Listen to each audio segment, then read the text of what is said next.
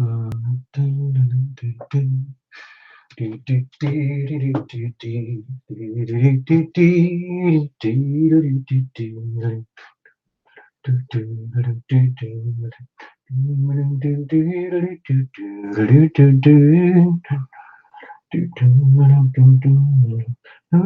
my hands to welcome in the day. And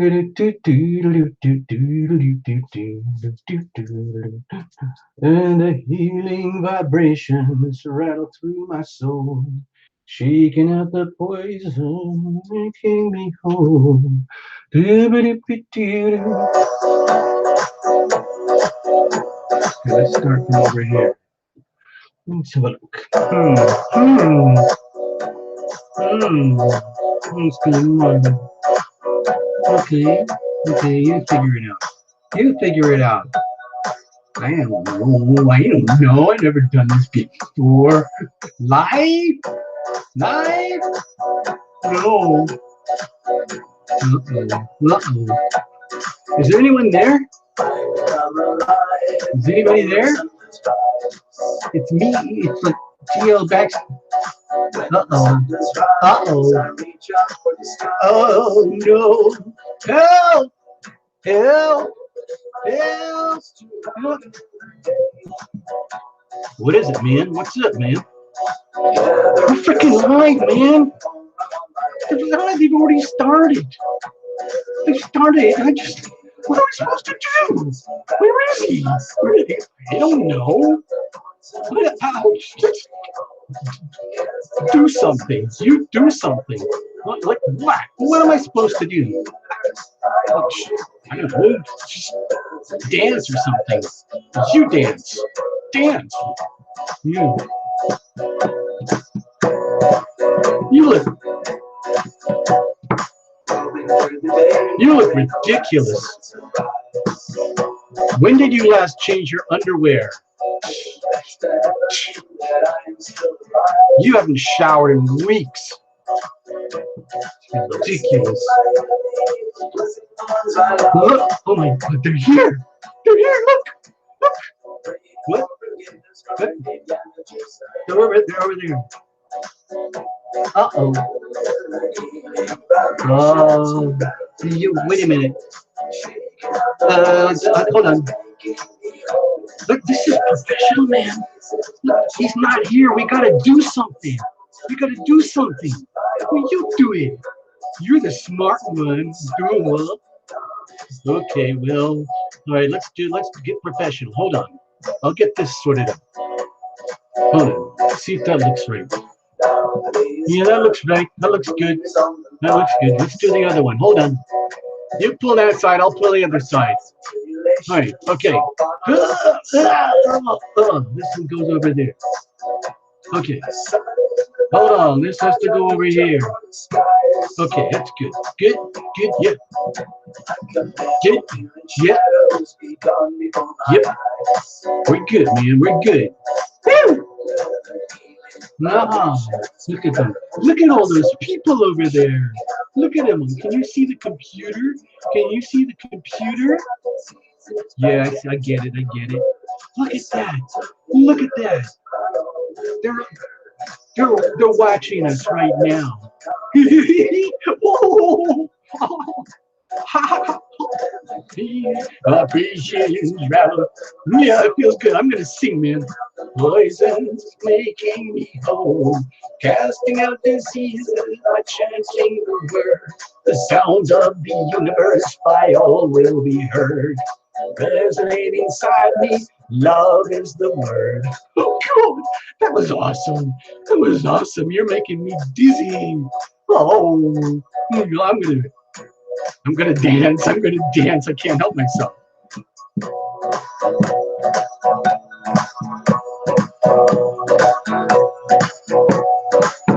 Whoa, whoa.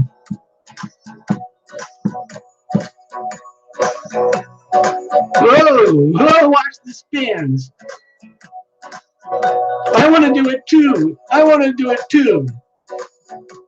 Follow me, man. Follow me, man. Here we go. Here we go. Here we go. All right, you ready? I'm ready. Yeah,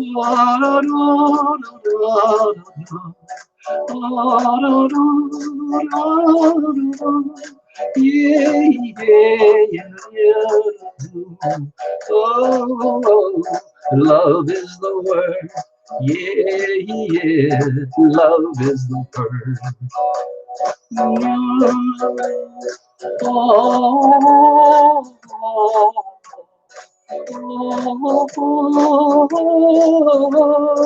yeah, yeah, yeah, yeah.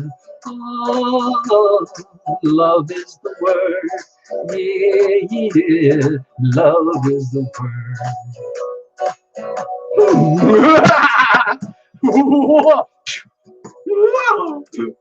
Oh my God. Oh, that felt so good, man. That felt so good. Hold on. Did you see me? Did you see me? I was so good. I was doing all my back spins and everything. It's fantastic. And did you hear me? I was singing. It was me. That was me. That was me. Okay, calm down. What thing is like, seriously, man, what are we gonna do? What are we gonna do if he's not here? It's just like the show must go on. The show has to go on. Somebody's gonna have to do it. Oh, you can do it. Okay. Okay. Well, here, look. First of all, go get the cards. Okay. Hold on. All right. Let's get the cards. Okay. Let's get the cards. All right. Now the next thing is, he shuffles and shuffles and shuffles. So shuffle. Let's shuffle. Let's shuffle. Let's shuffle. All right. Oh, I don't know if I can do this. I don't know if I can do this. Come on, man. You got to do it. It's not gonna work. I'm telling you, it's gonna go everywhere. I can't do. I can't handle it. I can't handle it, man. I can't handle it. I can't handle it either. It's too much. Where is he? Where are you? Where are you? You're supposed to be here. It's our Sunday night. We're union crew. We don't work Sunday nights. We were only here by accident. The lights were on, and we were just checking for the stage lighting. I don't know. Where's he? Hold on. There he is. There he is. Hold on. He's coming in the office right now. Hold on. Let's have a look. Let's have a look. Hey guys, what's going on? What the heck have you guys been doing? You're out of control, people. You're out of control. What have you been doing? Oh man. Hey everybody, this is Lumination. Good evening. Hi, welcome. Thank you for coming to the show. Let's put a bit of order here. I have a feeling that either my clock's out of time or whatever. Oh, I'm so sorry. It's like 10 minutes late. I'm really, really sorry. I was having a nap and I had to like take care of my ablutions. You know what it's like. Tarot readers get very, very, very sensitive at times and we lose track of time. So, hey guys, I just want to ask, what have you been doing painting the stage with all these stars? Oh, okay. So like, because we're stars here. Everybody's a star here tonight. Yeah, everybody's a star tonight. Okay, well that's hey everybody, that's what the Tarot Illumination crew, backstage crew is telling me, that everybody here is a star tonight. And they wanted to just sort of emphasize that. And they're sorry if they upset you or caught you off guard. I'm sorry too. What can we do? So you know the routine. Anybody who wants to throw dollars in the pot, help yourself. Do the super chat thing. We know it works. It's already a proven method, so that's fine. Oh, let's have a look at some of the folks who are here tonight. Oh my gosh, it's packed. It's packed. Uh-oh. Did you guys take names? Hey guys, did you take names? No, they didn't take names. Oh gosh. Okay, we have a problem here. So we're going to be kind of winging it here tonight, people. I don't know who's going to get a reading or how or why or when. It doesn't even matter. So let's have a look. Who's here?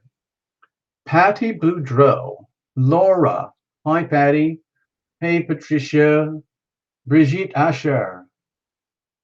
Yes. Hi, Clarice Guy.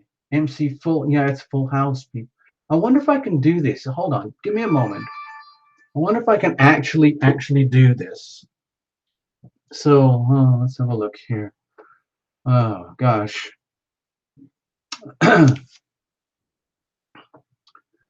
So let's have a look. Give me a second, folks. Give me a second here. I'm gonna check something.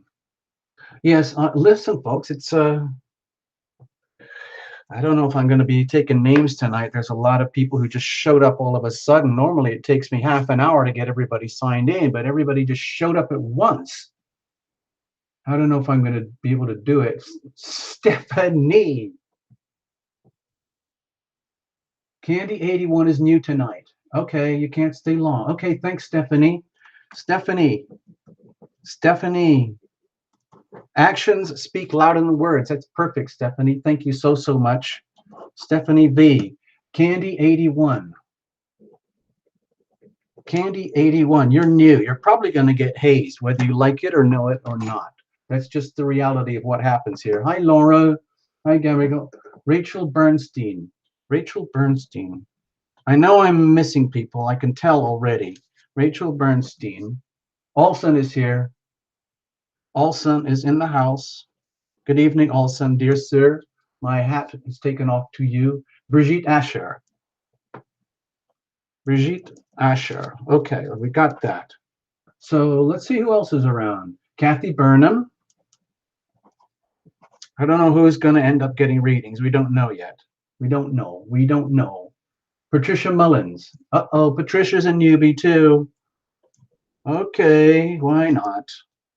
Got to be new at some point. I'm just putting a little box around that. That doesn't mean anything in particular, but I'm just putting the box around your name anyway. Okay? Patty Boudreau. Let's have a look. Gosh, really, if those backstage crew people knew what they were doing, they could have taken like, hey, Clarice Guy. Thank you. Dollars count. For real. Thank you, Clarice. Did I get Laura? Laura Ellen Smith. Laura Ellen Smith. Greetings, Laura. How are you? Somewhere in Time is here. Somewhere in Time Tarot. SITT. That's for you, for sure. FB. FB is here, but never got a reading, but you enjoyed anyway. Thank you so, so much. Linda Descartes. Linda Descartes. I'm trying to catch up with everybody, okay? So bear with me. Sharon Tatum. Okay. Hi, Sharon. Sharon Tatum. I don't know if you're going to get a reading. I don't know who's going to get a reading. Gabby Girl, what's up? Gabby Girl. I think you had a reading last week, didn't you? 17. Empress Tarot. Empress Tarot. And there's a bunch of tarot people here tonight, right? We got to talk about this, okay? I'm going to put a big T over here, big T over here. There was another one as well. I'm sure there's more. I know there's more of you. Aqua di Amore. Amore. I know. I think we did a reading once, didn't we? Patricia Clinton. Patricia Clinton never got a reading either. So there's two Patricias tonight. Okay. Patricia Clinton. Sorry, my handwriting is getting very crazy. Very crazy. Olson uses pantyhose to strain the paint. Well, that's fascinating. Abby's here. Yay! Abby's in the house, people. Tarot Lumination probably wouldn't be here without Abby. I just want you to know that. Abby C's in the house. Good evening, Primary. Primary is an outstandingly gifted artist. Abby is an outstandingly gifted healer. Okay? So I want to talk about that down the road a little bit. Let's go to the next page. Looks like we're going to keep going, people. Let's have a look. Let's see. The Enlightened Child. Aha. The Enlightened Child. Okay. That's cool. That's very, very cool. I wish we're all kind of enlightened children here. Yes. Path Traveler. Hey. Path Traveler is in the house. I hope you're feeling better now and starting to recover and uh, getting back in the groove, being happy, hanging out with everybody. Queen of Water. Queen of Water. You sound like you're a tarot reader. Queen of Water. With that kind of name, I'm guessing you're something to do with tarot or healing. I wouldn't be surprised. Yep, yep, yep. Clarice Guy just put in another 199. Okay, you're getting to the point where you're earning yourself a reading. Clarice Guy. I saw a Celestial Empress of Earth. Whoa! That's a big fancy name. I'm going to have to take 2 lines for you. Celestial. Wow. Celestial Empress of Earth Tarot. Wow. Well, you, my dear, you just figured it out. You figured it out. I don't think I've ever seen you here before, but you figured it out. You throw money in the pot and kaboom. You get to cross the velvet rope. In fact, you just go straight through into the VIP lounge. There's no waiting. There's no security. You don't have to do anything. No one's going to frisk you. You can stay plugged into whatever gadget you like. It's so cool when you enter the VIP lounge. So I guess it looks like we're already at the point where we've got a few people. Clarice Guy, for sure. Okay. And I have a feeling we're going to have to give one Celestial Empress for sure. So let's just start putting names down. Let's just not waste any time here, okay, people? It's turning into kind of a ritual here. Clarice Guy.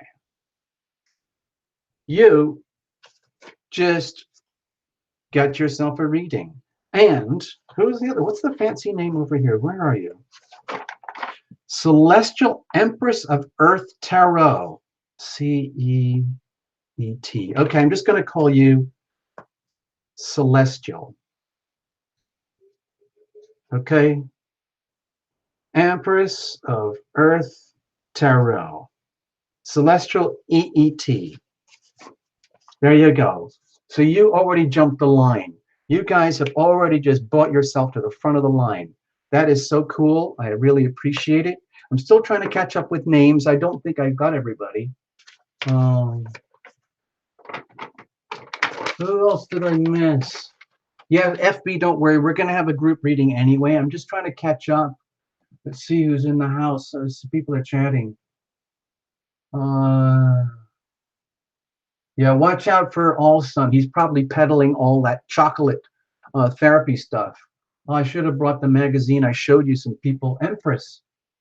I showed you. Oh, wait a minute, Empress. You're here already. Did I get you? Yeah, I got you already here. Tarot.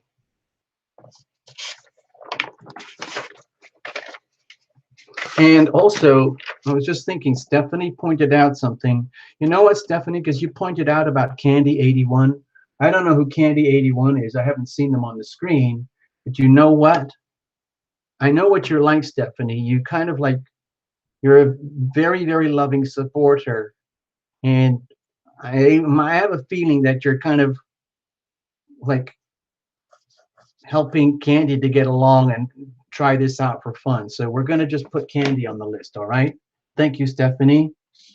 Okay, I'm kind of interpreting your very generous gesture there. And uh-oh, FB is madly in love. Uh-oh, uh-oh. White flower. Candy, you're going to get one. I'm just going to put your name on it here. Candy 81. Candy 81. There you go, Candy 81. You just, and Abby's in the house. Oh my gosh, Abby. Abby needs a reading? What's the matter? Abby, you're the one that heals people. You're the one that heals people. Everybody out there, you need to know this. If you're up in the Washington area, Washington state area, Abby will take care of you. Literally healing hands. I mean, Tarot Illumination here, we have digital healing hands, but that's not the same as actual healing hands, okay? Abby has some very, very happy clients. Hold on, I've got to get some names. Wait a minute. Hold on, Abby.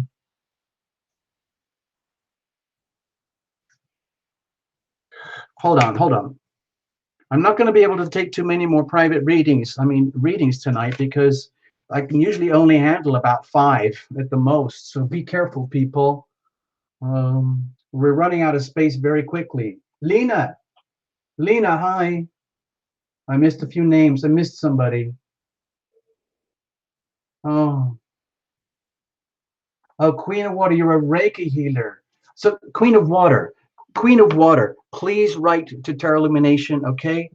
Because we need to talk about this stuff. TerraIllumination.com. Please go there. I don't know if I forgot anybody. Hold on. Bridget. Did I get you, Bridget? Yes, I got you. Hold on.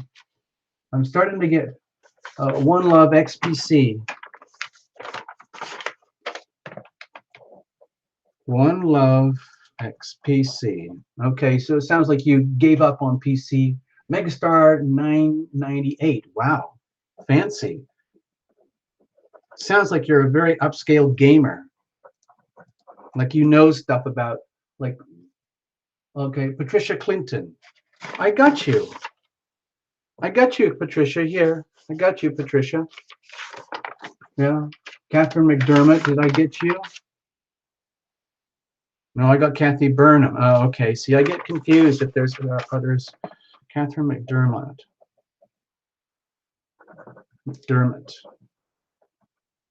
Okay, let's have a look. I'm trying to watch the screen, people. It's all the way over there on the computer system. Ivona, I got you. Ivona Kukulka. Well, the only way, Jeanette Robbins. Okay, I didn't get you. I know I didn't get you earlier. Hi, Jeanette. Welcome to the show tonight. Empress Tarot is sending love and support to all those who need it tonight. Kathy Bethel is new. Okay, all right, Kathy, welcome.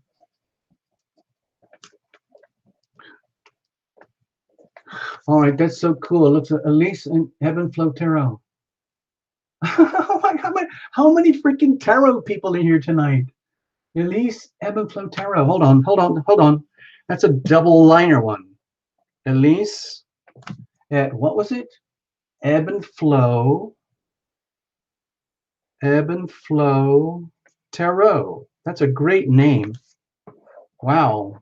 Okay, well, there's something freaky going on here tonight, that's for sure. So welcome to the new people, that's for sure. Welcome all these wonderful readers. We have to talk, people.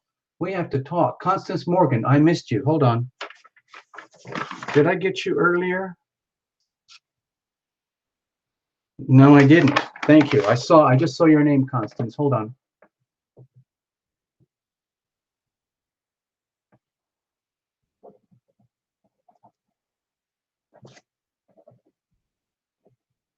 What was that? Somebody said somebody needs a reading. Hold on. Sarah Villanueva. Okay. Hi, Sarah. Sarah Villanueva. I don't know if you're Albs Dusing. Okay, that sounds cool. Maybe it's German. Albs Dusing. Why not? Look, my handwriting is a complete mess tonight. Normally I'm kind of all artsy. Hey, Lena, greetings, Lena. Thank you for all the support and all the help. Patty Boudreau. Oh, I didn't get you. How many Patricias are here tonight? Oh, I got you, Patty. You're on the front page, okay? John Wendling. Yo, John. Hey, there's a guy in the house. There's some guys here tonight. John Wendling. Just so that you know, John, not a lot of guys come to the channel, so I kind of like it. It's nice to have a few guys to hang out with. All Sun is a guy. He's over here, All Sun. But just understand that he comes from another planet completely, and he speaks in multiple different alien languages, and he has a device, an app that translates it to English. So you might not know that he's from another planet. Okay. Veronica Sisowski. Okay, let's put that on there. Veronica Sisowski. I'm just making up the spelling as I go along, phonetically. You're here, but you never get one. All right, FB. Okay, this sounds like a pity reading. It sounds like a pity reading, people, and we're filling up fast. We're filling up very fast here. I don't know if I'm ever going to be able to keep up with you guys because you're very demanding, you know, you guys, but in a very nice way, in a very, very nice way. Yeah. All right, we did it. I just caved in. This is a pure pity reading, okay? There we go. All right, so you got it. You got it. You got it. You got it. So let's leave it at that for now. If somebody gets really desperate and you absolutely have to have one, you're going to have to scream very loudly on the screen, or you're going to have to dump a ton of money into the super chat and just buy your way in. You know, you can do that. Yeah, you can do that here. Money talks very loudly on this channel. Yeah. Yeah. Trisha Clinton. Yeah, it's all everyone here. Yeah. Okay, so let's have a look. Couple of things tonight, folks, people. It's very obvious. I'm going to have to jump into this subject matter, and I've been thinking about it for a while, and I've been talking about it with Lena, and I've already talked about it with Abby and a few others. But there's no question. We're going to have to put together some kind of resource page, okay? We're going to have to do this, like spread the word. Tarot readers hanging out with tarot readers, okay? Now, this is just one tiny channel among thousands of tarot channels, as you know. But Lena is working with Tarot Illumination to figure out ways that we can work this better for everybody.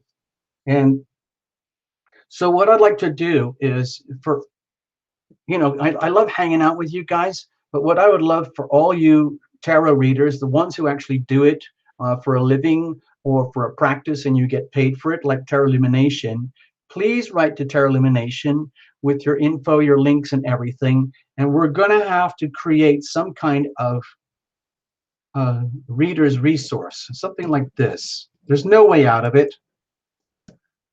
It's getting too obvious now. And so, for example, we'll have like a resources link or something, and so visitors can come in, and it's like cherry-picked readers, you know. I know there's thousands of ways that other people can get to tarot readings, but since you tarot readers love to hang out here and love having you guys out too, and every now and again Tarot Illumination needs a tarot reading too, I think it might be cool. I don't know how to do this. If anyone has any brilliant ideas on how to do this, but we could maybe on the website, on the tarotillumination.com website, we could have one of those scrolling windows, you know, with all the super special VIP tarot readers who are Tarot Illumination certified. Haha, how about that? And of course, all that means is you show up on Sunday Night Live and hang out because it's fun, but it makes it seem official. So maybe we could do something like that. Like there is the Tarot Illumination website, okay? Pretend that's tarotillumination.com, TL.com. And then there's Tarot Illumination, hello, hello, hello, connect, buy your reading, buy a reading. And then we have one of those big scrolly things, you know, like different little windows. And there you would have, you know, someone like Somewhere in Time Tarot over here. And then Empress Tarot over here. And then we could have, who's the other ones? You know, Elise Ebb and Flow Tarot here. And Celestial Empress Tarot here over here. So you have really like glossy front page stuff. And there's a way to stick it on the Tarot Illumination channel too. I think that would be kind of fun. The TL Illumination portal. Yes, see stuff like that. Yeah, well, so it's just an idea, people. It's a lot of work to do these things. So, or like a portal, like that's a good word. It's a portal. Oh my gosh. Woohoo! Woohoo! A portal. I like that. The portal's a very good idea. Yeah. Yeah, FB, the people here truly are amazing. It is truly a love tribe. People support each other. They literally heal each other. They send love and healing to each other. They send the healing power of love to each other. We invoke the healing power of love into our worlds. And it works. It actually freaking works, people. Yeah. See, Allsun is a converter. He's a convert. He used to spend his life watching cat videos. Now instead he hangs out with Terra Lumination. How cool is that? Hold on, there's some more people. Karen Lucent. And who was that? Who was that? Karen Lucent and Fritaly. Hold on, that's the wrong piece of that's the wrong. I gotta get everybody here. Hold on. Oh my god, I just can't keep up with this. I need help, people. That's what I was going to talk about tonight. I need help. Cara, who's Lucent? I can't remember. I can't remember this Lucent. Something like that. I hope I got your name right. Okay. Fritali's here. Did I get you Fritali earlier? No, I don't think I did. Fritali. Good evening. Fritali is also one of the readers. Okay. But she does it in a different way. So we could have this reader's resource portal at terralumination.com on the website. We'll talk about this later. Also, since we're doing this, yeah, Lizette Baradit. Okay, hold on. I missed another one. Lizette Baradit. Okay, I got to start another page, people. Slow down. Slow down. Baradit. Baradit. Okay, light flower. Oh, I didn't see you. Sorry, light flower. I didn't. I'm sorry. I'm sorry. No offense. I don't mean to hurt people's feelings if your name isn't on the list. The list is going very fast, so I can't hardly keep up. But anyway, we're sort of on top of it. Sort of, kind of. All right. So,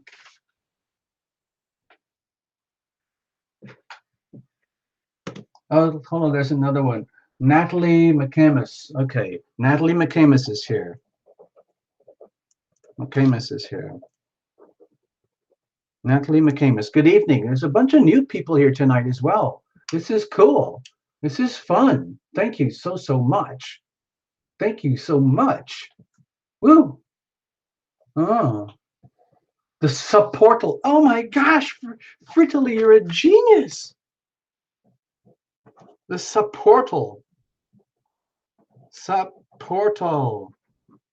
Yes, it is a portal into the great unknown.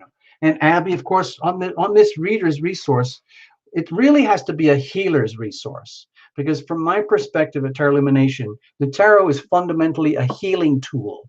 It's not all about telling the future and how am I going to, solve all my problems in life. Hold on, my sound box is going crazy. I forgot to plug it in. Pardon me. It's all about the healing. It's all about the healing power of love. Okay. Now, hold on, give me a moment.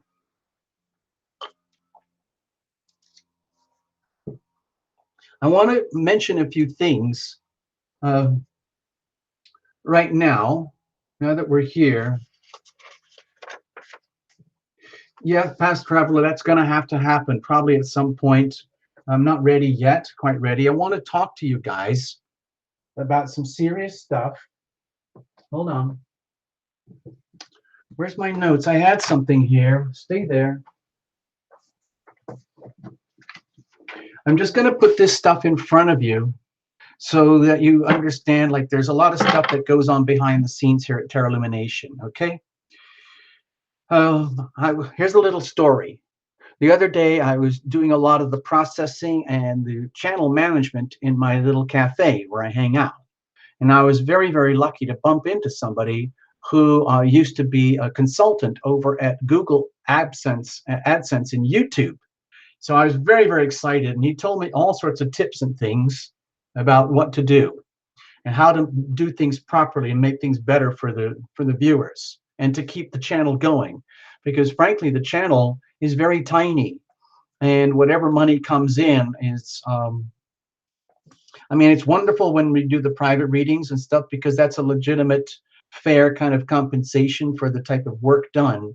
But as far as the channel is concerned, it's basically a charity, and it takes a huge amount of work.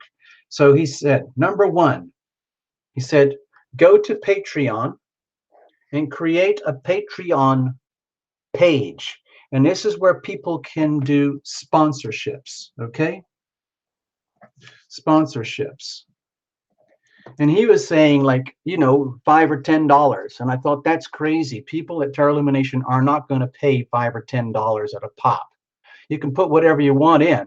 But what I was suggesting is like $1.99 a month, you know, something like that, or $1 a month, or $2 a month. Let's call it $1.99. Or maybe, how about this? $2.22.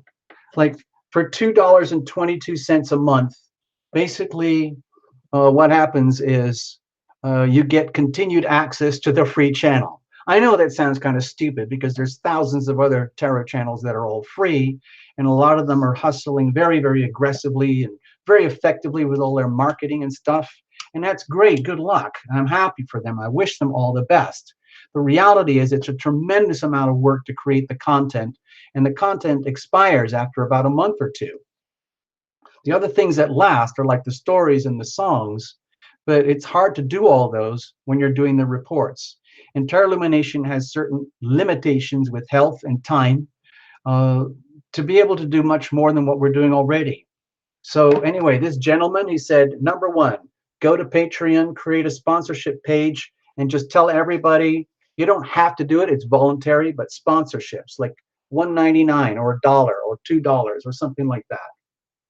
Okay, so if people would do that, it's like, it's so tiny you wouldn't even notice it, but it would go on your Patreon page every month, just like a cell phone bill or gas or electric or something like that. But it's so tiny.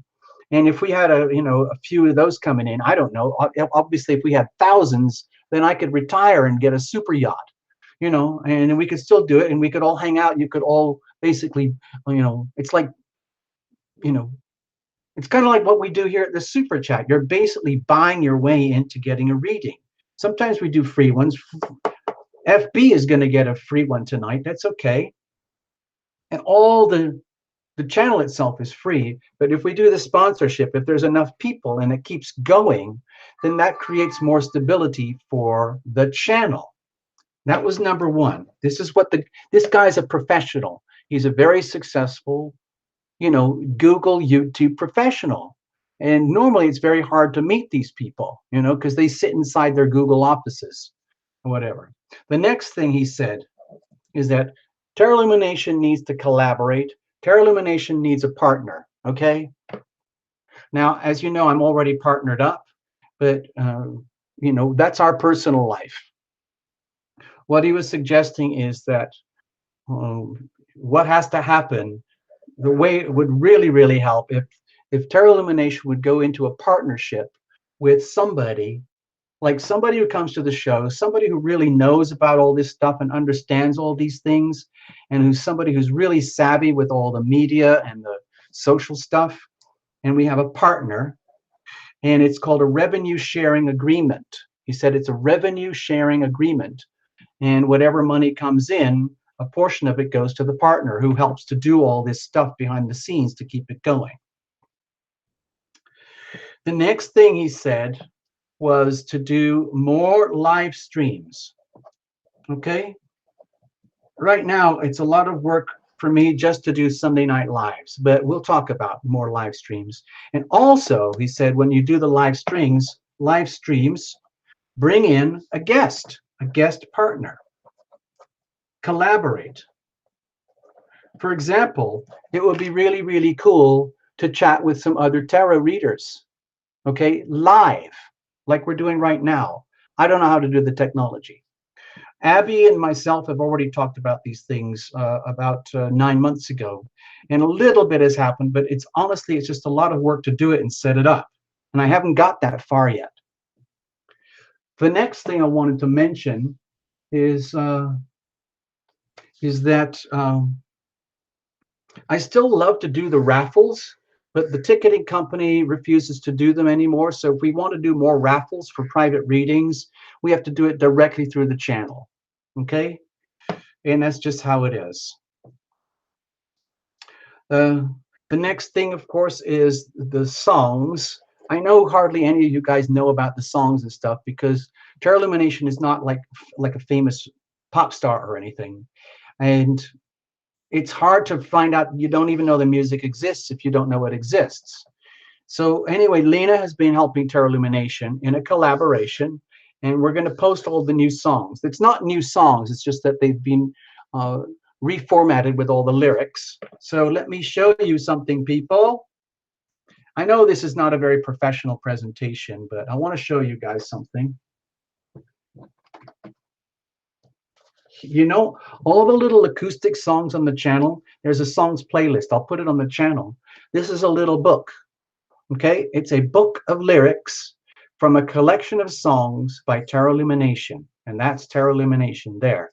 It's just a little tiny book, but it's real, okay? And it has all the lyrics. So it's a little tiny, it's like a poetry book. So this is going to come on to the channel soon, and people can go and buy this. And, you know, it's a really cute little book. And it shows you all the lyrics from the songs that Lena was helping with. Okay, so there you go, book of lyrics coming soon. Okay, the next thing is that, yes, FB, I'm going to release an album. This is like an album, and we're going to do that. It's we can already release an album. The thing is, it's all about the promotion and marketing. I don't know how to do all that stuff. I can barely keep up with the channel as it is. So those are the things that he told me about, the really, really important ones. Number one, absolutely the most important thing is content. And he looked at the channel. He sat there with me. He stayed there with me for an hour and a half, and we hung out for an hour and a half. And he looked at the channel. He pulled it up on my computer system, and he said, "Wow, man, you've got a really good channel. It's just that it's kind of weird, and it's on the fringes of the fringes. So it's hard for people to know about you." And I said, "Yeah, tell me about it." But he said, "It looks like you got really good content. You have good subscribers and good views and everything, but it's still very tiny." So he said, number one, the absolute number one is content. So just keep going. Number two, do a Patreon page, get sponsors, okay? Just start with a few, like 5 or 10. But imagine if we had 100 sponsors. Can you imagine that? That would be incredible here at Terra Illumination. Just imagine 1,000 sponsors. Just imagine. Then we can actually do some really cool stuff. We could finish the recording studio and make proper albums and better merchandise, things like that. And we can buy real estate. Oh my God, that's what I want to do. That's what I wanted to tell you guys. Because my life is changing over here. I'm now officially, according to the federal government, I'm disabled. And so I have to figure out how to live. So I'm kind of reaching out here. I'm going absolutely crazy. If we go absolutely nutty with tiny sponsorships, like thousands of people with tiny sponsorships, that adds up to a lot of money.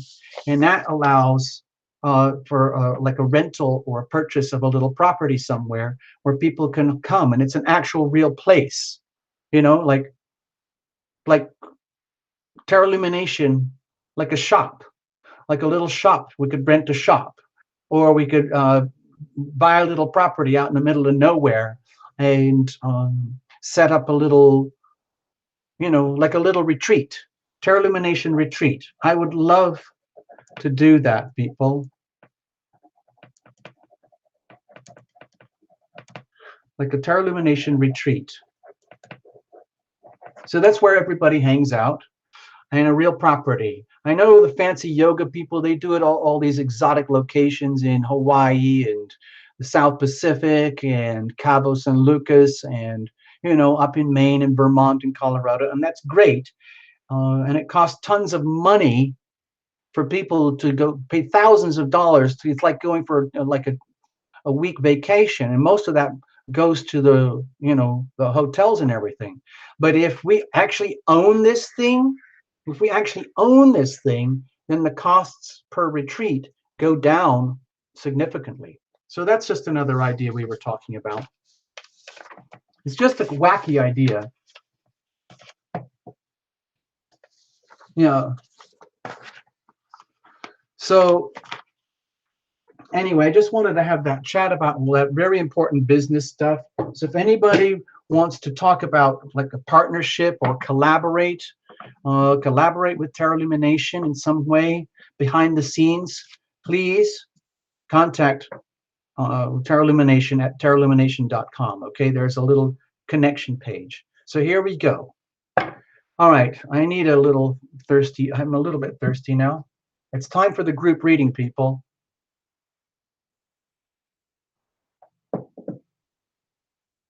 Yeah, if anybody else has great ideas too, we'll do that, okay?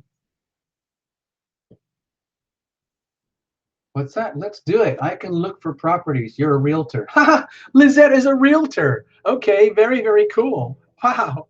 Just imagine that. So just imagine if we had like a really professional, like behind the scenes media collaborator, partner, manager, something like that, to do all this stuff. So that it's very liberating for Terra Illumination. So I can create the good content and then we turn it into a proper business. Right now, it's just like a little tiny hobby. It takes a lot of time and it makes almost no money. The money, we make money from private readings, a few here and there, so that's fun. But I love doing it. I want to do it more professionally for you guys, so that it becomes like a sustainable thing. Because at the moment, Terra Illumination is kind of surviving off of, you know, disability, and what if you understand what that means. I don't want to tell you a big story about that stuff.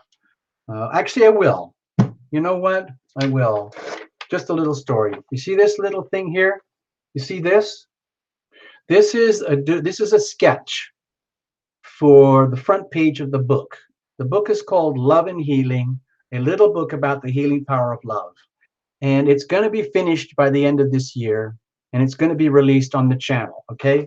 And the front cover is already finished with the design. It's full color. It's absolutely magnificent, and I haven't had a chance to put it on the channel yet, but just the cover alone is a healing tool.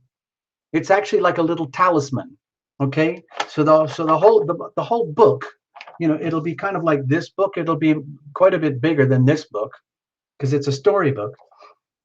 But if we get revenue from this book, we can put it towards the Terra Illumination Love Tribe, and we can actually have a place where we can hang out, or meet in person. People could come over. Like if you live wherever the Terra Illumination lives, then eventually we could have people could come up and do readings in person, for example. So it's just an idea. All right, let's go, people. Let's go for it. All right.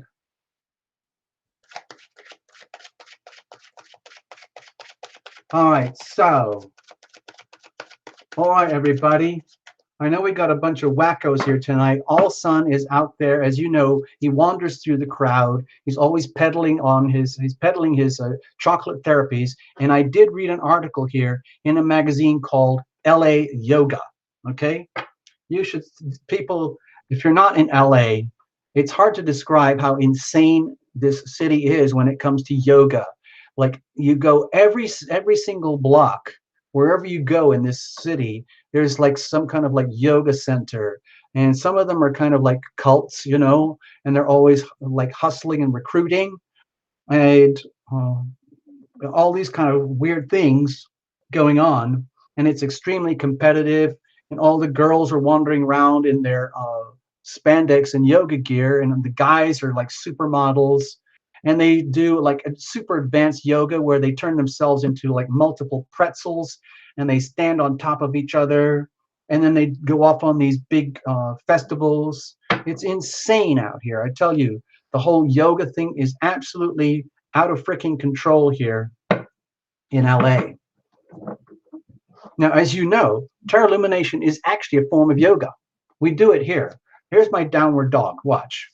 This is downward dog. And now we're going to do a chant. You know what? No, let's get straight to the reading. All right, let's go to the reading, people. Done enough talking. We're going to do a reading, and then we're going to chill out and dance and have some fun. Okay, everybody? So get ready. I'm just letting you know in advance. We're going to do a group reading now for the Terra Lumination Love Tribe, and then we're going to dance. All right, so prepared to get hot and sweaty. All right, so this reading is for the Terra Lumination Love Tribe. Now, some people, this is Abby's original christening. And if you go to the Zazzle store at Terra Lumination, at terralumination.com, you can get Terra Lumination Love Tribe merchandise, and there's even a hat. And also, Path Traveler designed another hat. And this is somebody who was thinking of a logo, and someone else who's very defensive and very protective of the Terra Lumination Love Tribe created something called the Lumi Squad.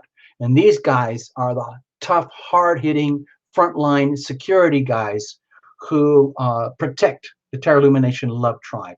Nobody messes with Lumi Squad, okay?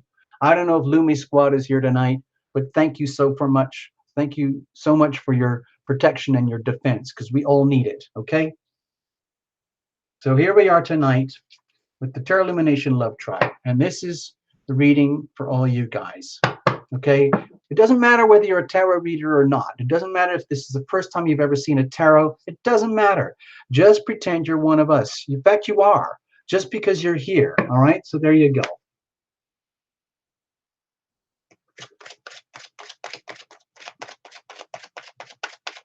Yeah.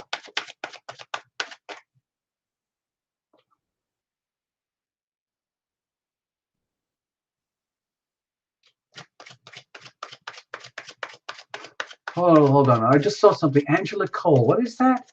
Like, if you got stuff that's really important to write in, it's very hard for Terra Lumination to watch the screen and do all of this. So I'm going to kind of give up on watching the screen right now and focus on the reading. But if you need to, you know, you can write in the comments. But it's much more effective if you write into the channel. Go to terralumination.com, and you can go to the connect page, and we can talk properly. Okay, we can connect and we can discuss all those things we were talking about. Like partnerships, collaborations, group meetings, group Zoom meetings, webinars, things like that, events. I really, really want to do Terra Lumination events, but I don't feel confident yet until the big music is ready. And the big music are those little sample songs that are on the channel already, like the one I played you tonight. Because I want to make like a really big, loud show. Big loud event. It's just like a Terra Lumination event, like a concert. And I don't really like going to the really big concerts where there's thousands of artists and readers and healers. You just get kind of lost. I'm much more of a kind of a shishi, like boutique-y little operation here, and less is kind of more as far as I'm concerned. I know I would love to be rich and famous and have tons of money and everything like that, but frankly, I like Terra Lumination to be like more like, like those homemade artisanal cookies or artisanal beers or like a little private restaurant type of thing. I like that kind of feel, where you feel like you're part of a family. All right, Terra Lumination Love Tribe. It is time. We're moments here, moments away. So please invite your own angels, so to speak. This is kind of a group effort here. Terra Lumination is very lucky to have a very luscious, vivid relationship with the angels and the great beyond, and even some interns. There are 7 interns, if you can believe that. I know, it's shocking. It's absolutely shocking. One day you will hear about that when the book comes out. You'll discover more about all the interns. All right, cards are shuffled. We're going to cut, people. Here we go. Hold on to your hats. Get your barf bag ready. Put on your goggles. Get your tissues. Get your flask of very expensive Irish whiskey, whatever you need to keep going, people. Here we go. All right. Remember, the Tarot Illumination is coming from this perspective of bringing the healing power of love into our lives from up above so that we can be loving and be loved. That is kind of the core theme here with Tarot Illumination. And that's how this reading will be interpreted from that perspective. Okay, this is very much core heart energy. This is like a pulsing energy here. It might be very unconscious. Might not be aware of it, but it's so important for us to be aware of our heart energy and connect as closely as we can with this energy, because sometimes our egoic selves can be uh, like like a huge gulf between our egoic self and the heart center, because it's so easy to get absorbed in things like careers, ambitions, desires, activities, obligations, concepts, and beliefs that are all basically operating from the neck upwards. Okay, in our physical body, so much happens.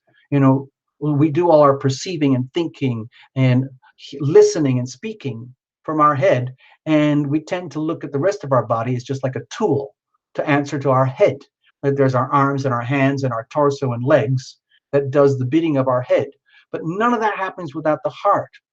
And the heart is like the pump, the source of all of it. And it's so easy for the heart to become diseased, corrupted, um, disenfranchised, underserved, unloved. People can have spectacular careers and then they can, collapse overnight. People can look like they have spectacular careers and then it turns out they're discovered to be like rampant abusers. Like what use is that? You know? So it's important to get ourselves very closely aligned with the heart energy. What is this? Our heart needs what it needs, it wants what it wants, it's pumping everything we need into our lives and it's removing all the waste. Do we ever thank this? Okay, what are we bringing in with us? This is legacy energy. Excuse me. What are we bringing in? It's a very choppy month. I don't know if you've noticed. There's a lot of very, what I call quirky angles in the heavens right now with the planets. One minute we've got these hard oppositions with Capricorn and Cancer, and Mars and Aquarius on the Leo North Node. We've got the Aquarius, we've got the Taurus Scorpio opposition, all sorts of stuff. Lots of heavy squares going on, lots of big fat air trines and water trines. It's a complete mixed bag. It's very easy to, think one thing's happening when something else is happening. It's like big wave surfing, but we just have to be aware that just below the surface, there's a lot of riptides and a lot of undercurrents and undertow, which could easily undermine our journey. So what are we bringing in with us here? Are we freaking out? Are we joyous? Are we confused? Are we stable? Are we calm? What is it? Over here is the ever-present now, where let's just say we're really cool. Just by definition, we're good at hanging out here in the present, knowing that you could be doing something else based on your past and linger in that, but you choose to be here right now and you're not worried about the future. Okay, we're just hanging out here right now and we're making the best of it. Okay, that's where our power lies, here in the now. And our power is expressed and executed through the healing power of our decisions. I know it sounds strange, but it's through our decisions, our conscious decision making, that we can activate the healing power of love into our lives from up above. I know. Actions speak louder than words. So a lot of our actions in a very conscious sense are happening through this faculty called the decision making phenomenon. So how do we do that in a way that's very loving? What is most loving for us? I know it sounds very self-centered and selfish, self-oriented, almost, totally the opposite of what we're talking about here, about loving the heart and being loving and then being loved. But that can't happen until we own the love from up above. You can't just take it for granted. We're swimming in it all the time, but if you just take advantage of it and just deplete it like they do with a lot of things in nature, then you end up wishing you'd made different decisions. So when we're in the zone making these kind of decisions, we create consequences, which hopefully is in a healthy way that leads to the heart continuing to beat and to continue and thrive and grow in its most healthy way possible. What if we're having a really screwed up, rough day and we're out of our zone? We're too terrified of the future. We're too wedded and welded and meshed into the past to bother to make a decision, and we're just leaning on the status quo. What does that look like? On the other hand, what if we are acutely aware of the present and we're here now and we are determined to maximize our moments in time? Like when it's time to work, we work. When it's time to sleep, we sleep. When it's time to play, we play. When it's time to hang out with Terra Lumination Love Tribe, that's what we do. We're here now. So it's very, very present, very, very conscious energy. So what does that take us in terms of momentum for the next beat? Let's think of this as a formula. It's a pulse, just like the waves in the ocean, the beat of your heart. There is the heart, there is the core. Let's look at circumstantial energy. This is around all of us right now. It could be the world news. It could be all the ecological natural disasters happening right now, whatever it is. Queen, Empress. Okay, some people would say this is the Taurus card. My feeling is that we're talking very, very loudly here about Uranus in Taurus. I'm going to make an astro doodle. I can't help it. Sorry, people. Where's the charts?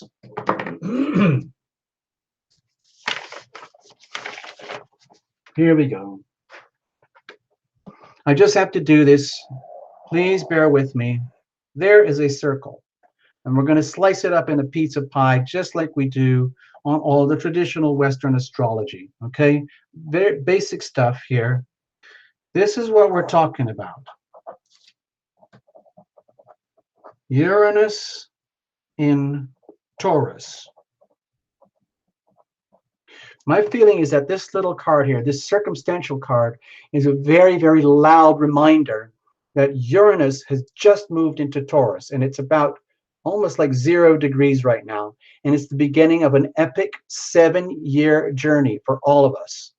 And wherever this point lies in your chart, okay, here today, now, Sunday, June 10th, 2018, wherever this lies, this could be you. This could be you. This could be Laura. This could be Stephanie. This could be Happy Go. This could be Clarice. This could be Path Traveler. Whoever this, wherever this point lies, this is the point of radical shakeups, radical new beginnings. And we're just getting a glimpse of it now in the news. I don't even watch the news, but I do take a look at the weather because I love to know what the weather is up to. And you can't help but notice the mind-boggling events that are happening in this world regarding nature, weather, the earth, all that stuff to do with Uranus and Taurus, okay? Radical shifts, radical shakeups, radical upheavals in Taurus. Or Taurus does represent the earth. It is our physical reality, okay? All the wonders and the beauties of our planet and all the horrors and nightmares. You know, it's spectacular to watch a volcano explode on YouTube, but it's a very different thing to have your house completely melted and burned by the lava, okay? But it's all Uranus and Taurus, okay? And this is just the wake-up call. This is just the alarm bell going off. Ding, ding, ding, ding, ding, ding, ding, ding, ding, ding. Everybody wake up. Uranus is now in Taurus. Wake up, wake up, wake up, people. It's going to shake the foundations of your life and your world in that 0-point department. And then, especially when it hits that particular point in your chart. So let's have a look. What's happening at the very core here? Pulsing. Okay. This is encouraging. When I see the Knight of Cups here, my feeling is that there's a very loud but very clear bell kind of going off in my head where a lot of people are basically saying, enough is enough is enough. We're sick of the conflict. We're sick of the wars. We're sick of all the brutalization that goes on between humanity and humanity and between humanity and our home, the place where we live, planet Earth. It's a very, very loud call to take deliberate, like the heart really, really wants to stop being at war with the planet, stop being at war with each other, stop being hostile, and looking at each other, realizing that we have a limited time on this planet. We have limited resources. So what are we going to do with that? The heart wants to love and be loved. If you leave all this to autopilot, then the autocrats take over, the dictators, the it could be anything, the misogynists, the the power freaks, everybody who wants to control for whatever reason. And then the absolute power corrupts absolutely. And for over here, my feeling here is that the heart wants to disengage from that. The heart wants to say enough is enough is enough. I want peace, I want tranquility, I want love, and I need to make that happen deliberately. I deliberately want to invoke the healing power of love into my life from up above. And you can't do that when you're at war all day, every day, with traffic, with ambitions, with mortgages, credit cards, college loans, everything, all these things that you think you're supposed to have right now, or else your world will collapse. Yes, you got to take care of business, but what does it matter? Like if you're like in Florida, if your whole house is surrounded by mud and sewage and organic waste, it doesn't mean anything. So like uh, the point that I'm trying to get here is that the heart wants to love and be loved, and it knows that it means having to make deliberate choices to walk away from the things that deep down we know that are not serving the heart. And if it means we have to have a much simpler, more peaceful life, where we don't have to have as much as we think we have, but instead focus on the love that we share between ourselves and each other and make that a priority, then that's a huge difference. The thing is, the planets are very supportive of that right now, with all the earth planets and the water planets kind of lining up for long-term journeys. It's very supportive for this. What are we bringing in with us? Okay, my feeling here is a high degree of innocence and a high degree of ambition and a high degree of passion and creativity and impulse and desire to make this actually happen. In other words, we don't actually know what we're doing or how we're going to do this. I have to tell you, people, when I do Terra Illumination Sunday Light Live, I have absolutely no idea what's going to happen, but I do it anyway. There's no script here. We just dive in. We just freaking do it, okay? And it feels to me that you guys, more and more we do this, the more and more you kind of get it. Like, you don't have to know everything as we go along, but what you do have to have is the intention, the desire, and the passion to make the love the priority, to love thyself, to love ourselves, to love each other, and do those things appropriately. Now, it's very hard to do those things at the global banking and the global corporate levels. Like, look at this stuff here. And that's why I feel that in a very odd way, we're heading towards a revolution, global restructuring, January 2020. I believe we are heading for a global replay of Declaration of Independence, 1776, revisited. And we are like rebels here going out there. And what we're trying to do is recalibrate our world, recalibrate our society for what works. Things like Bitcoin, physical realities. This card is very, very much to do with money. It's a lot to do with money, not just like having money, but what is it, like the value of money. The value of money is really going to be examined a lot. So I want to push this little book. That's why I'm pushing this right now on the channel. This is very much connected with this. We're all here to discover what is it that really counts in our lives. What do we really desire? What do we really want to achieve? Where are we really trying to go with who we are and what we got? Are we still determined to have and get at the expense of our love, at the expense of heart energy, and end up with a heart attack when you're 62? What's the point in that? Okay, what about the now? Okay, right now, this is to me, it feels like a very loud message that we need divine guidance. And not only that, we're also aware that we have it.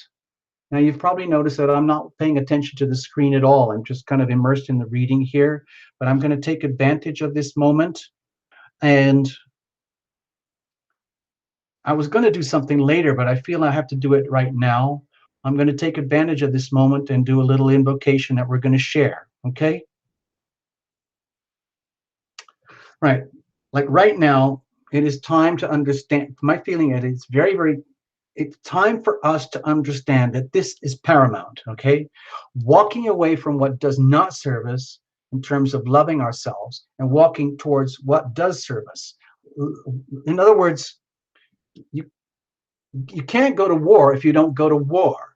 So if you choose not to go to war, I mean, maybe you want to fight like, you know, you know, global, whatever it is, heating or something, whatever that's called. And you could be an activist or whatever. But it's even more important to like do the loving thing, the loving act in the moment. But it works much better when you ask for it above, when you look for divine guidance, when you, whether you feel it or know it or not doesn't even matter.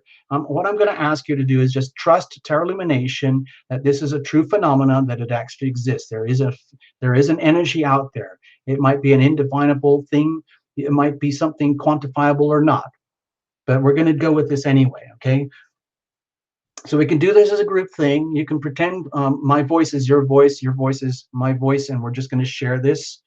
I'm going to use the word we. Okay, so it's inclusive, so it's like a group collaborative, all right? So please join in with me. You don't have to, you can just listen, you can converse amongst yourself. I'm just going to do this for us. To me, this feels like a very loud message for Terra Illumination to make an invocation. We ask for the healing power of love to fill our bodies from up above. We ask for the healing power of love to fill our minds from up above. We ask for the healing power of love to fill our hearts from up above. We ask for the healing power of love to fill our souls from up above. We ask for the healing power of love to fill our nature reserves and our planets and our aching, painful forests and oceans and trees and rivers and gardens and farms and all the people involved with that. We ask for that love to come into that part from up above. We ask for the healing power of love to fill our cities from up above and all the infrastructures. We ask for the healing power of love to fill all our banks and our money systems from up above, and our understandings of money from up above, and our love of nature from up above. We ask for the healing power of love to make it very clear to all of us what we need to do in order to restore love and bring love to us. We ask for this, all of this from up above. We ask for the healing power of love to fill our relationships from up above. We ask for the healing power of love to fill our loved ones from up above. We ask for the healing power of love to fill our homes from up above. There are thousands of homes across the United States that have been devastated recently. There are thousands of homes in places like Bangladesh and Jakarta and Russia and Hawaii and lots of other places, Middle East, that are completely devastated, lost and ruined. We ask for those to have the healing power of love fill their place from up above, even if they're just standing on a piece of dirt. We ask for the healing power of love to fill their homes and our homes and your homes and my home from up above. We ask for the healing power of love to fill our life from up above. Thank you very much. We trust that we are divinely guided. We trust that we are divinely protected. I am guided. I am protected. I am guided. I am protected. I am guided. I am protected. We are guided. We are protected. Over here, the healing power of our decisions. Now that we know that we are guided and protected. Okay. To me, it feels like it's very important to feel the energy inside of you, like you won, like you're a winner, like you are winning. Like when you actually make the choice to love thyself, it feels good. You can feel like, wow, I actually made a good decision. It actually feels good in your physical body. Like you actually physically know it. Like, wow, I was doing all those things that I thought were cool and important, but I was derelict, I was bankrupt, I was empty and hollow inside. And when we do something very, very simple, it can be very, very simple to honor the love of thyself. It can feel like like you're winning. So my feeling here with the Six of Wands is when you're making decision, what truly, truly sparks you, makes you feel like you're winning, like a winner, like you have truly done something very deeply self-loving, not to the point of like, I'm not talking about martyrdom or sacrifice or punishing yourself or having to do something that is very depleting of you in order to love thyself. Like, I'm not talking about fueling things out of shame and guilt and resentment and bitterness. I'm talking, what I'm feeling here is make decisions that you know will work. Now, that's easier said than done, because sometimes the most loving thing we can do for our heart means doing something that's very contrary to your status quo. Like if deep down you know you have to leave a job, a person, a place, a town, a relationship, because there's something not right. It takes tremendous courage to do that and live that honestly and lovingly and respectfully with no harm intended. Bless your enemy, bless your enemies, forgive, forgive, and forgive, and love thyself and move on. And deliberately turn yourself into a winner, and then accept what that means later on. Like, you might not know what that is, but your guts and your body will tell you. So how do we do that effectively? Okay, well, it might mean having to go deep, deep, deep within and discover, what does that really mean for us, as each one of us, as an individual? What does success truly mean for you? How do you define success for you as the individual member, Terra Illumination Love Tribe, as an individual? What defines success for you when it comes to the terms of love thyself? You know, Laura, what does that mean? What is the most loving thing you can do for yourself right now, Laura? Okay, what is the most loving thing you can do right now for yourself, Primary? You, Gabby girl, you, One Love, you, Sharon. What is that? And then once you've figured out what that is, then you take up the courage, you invoke guidance and protection, and then you do it and you treat yourself like a winner and you score. Okay, now to do that means probably having to go deep within and probably have to face things that are very comfortable, that only you can handle. It's only you can figure these things out. The individual, you would know what they are. Obviously you can get a plug, reading with Terra Illumination. We can figure these things out, but ultimately it's all on you.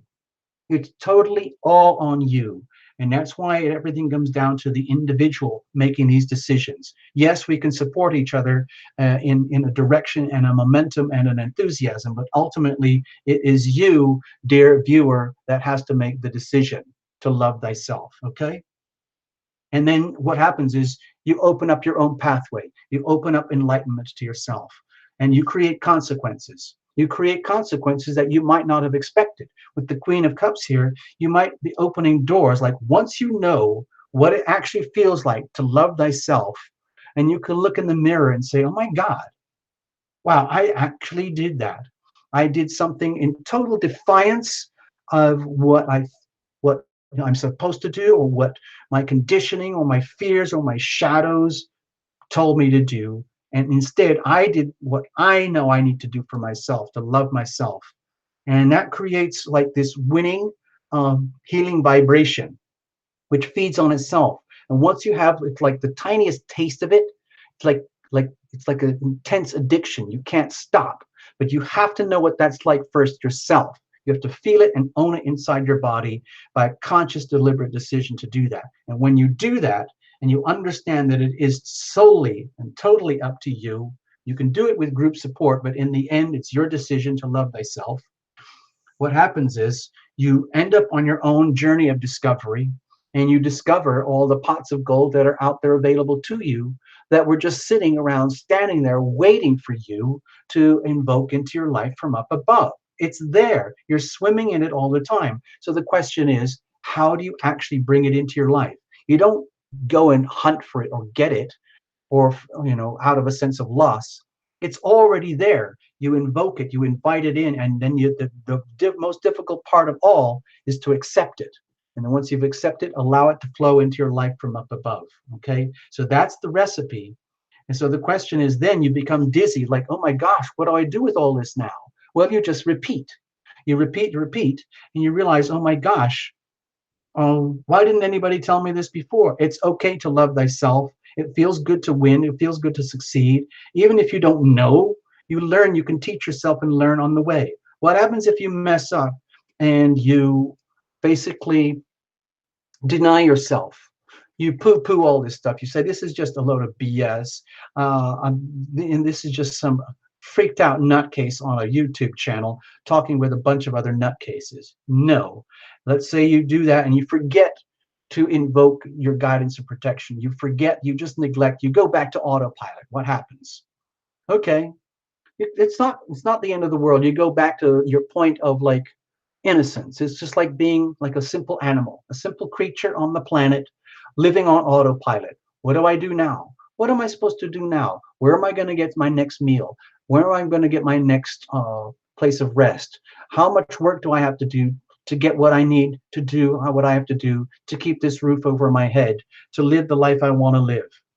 And it's not the end of the world. However, when you get in the zone here and you open up this portal, if you think of this as a portal, like the portal we were talking about earlier, and you realize once you deliberately open the gate and make that happen, you open up a sense of wonder for yourself.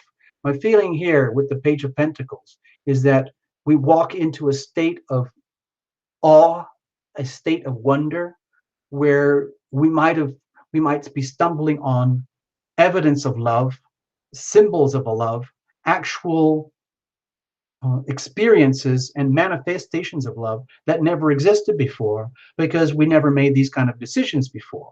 But once you make these kind of decisions and the love starts to manifest, then what happens is you open up, like it's like opening up the front door of a treasure chest. Like, oh my gosh, you can walk around and look inside, you can see all the love that's there, and then you can have a time to figure out what to do with it. You don't have to have all the answers right now. There's a high degree of innocence here. There's a high degree of vulnerability. There's a high degree of hope and joy and inspiration. There's a tremendous amount of love here. And there's also a lot of big, big question marks, okay? Big question marks. What are we going to do with all of this once you understand it, once you own it, once you are a participant, once you belong, once you love thyself? Let's have a look. What do we got going on here? Wow. Okay. All right. Okay. Well, it is life-changing. Let's go back to this again. My feeling here is that this particular moment in time right now on planet Earth with this new journey is going to be radically life-changing for all of us in very, very obvious physical ways. Our banking, our money, our homes, our natural resources, our structures, like all the land. What do we do with the land now? We can't, I mean, the whole of the planet is filled up with people and all the resources are being exploited. So we're already kind of maxed out. So what do we do now that we're maxed out? This is our home. This world, this physical planet is our home. And life as we know it is now effectively over, and a whole new life is unfolding in front of us. And it could be shocking. It could be like a blitzkrieg of awakenings. Who knows, you might be on the next earthquake, the next volcano, the next forest fire, the next tsunami, the next banking implosion, the next whatever it is, where there's a radical, unequivocal end of one way of being that opens up the world to a whole new way of being. And so be it. Everything is exactly as it should be, because it can't be any other way. All the volcanoes that are happening, all the people who are dying, all the homes that are being destroyed, all the oceans that are being destroyed around Florida with all the water and the pollution around there, all the hurricanes, everything is exactly as it should be, because it can't be any other way. It's just people make decisions. If you decide to live in a certain way in a certain place, and you take the risks that go with it, fine. If you want to build a $20 million beach house right on the point of the Hamptons, and it gets destroyed five years later because of a massive nor'easter, you can't complain about it. It's just nature doing what it does. You might as well just sit back and go, oh, I wish I'd thought of something else to do with my $20 million. So over here, my feeling is that the earth is undergoing radical changes, and we have to go along with it. And the healthiest, smartest thing to do is invoke the healing power of love from up above, on the understanding that we are guided and protected. And our first order of business is to love ourselves, do the most loving thing for thyself, first of all, accept and understand that the world is shifting and changing forever. This will never happen again in our lifetimes. The Uranus and Taurus cycle is 84 years. So unless you live a really, really long time, this is a once in a lifetime thing. We're never going back from here. The world as we know it is over. And 7 years from now, it's going to be a very different place in how we do things, in terms of what we value and how we value ourselves and each other and the world, the physical world in which we live. Go TL Love Tribe. Go Terra Illumination Love Tribe. Go Lumi Squad. All you wonderful people. Thank you so much. I'm going to take a break now. I'm just going to let this sit here for a few moments while I chill. I'm going to play that first song again. I hope you don't mind. Oh, I'm just going to do it because it's like a resounding thing for me.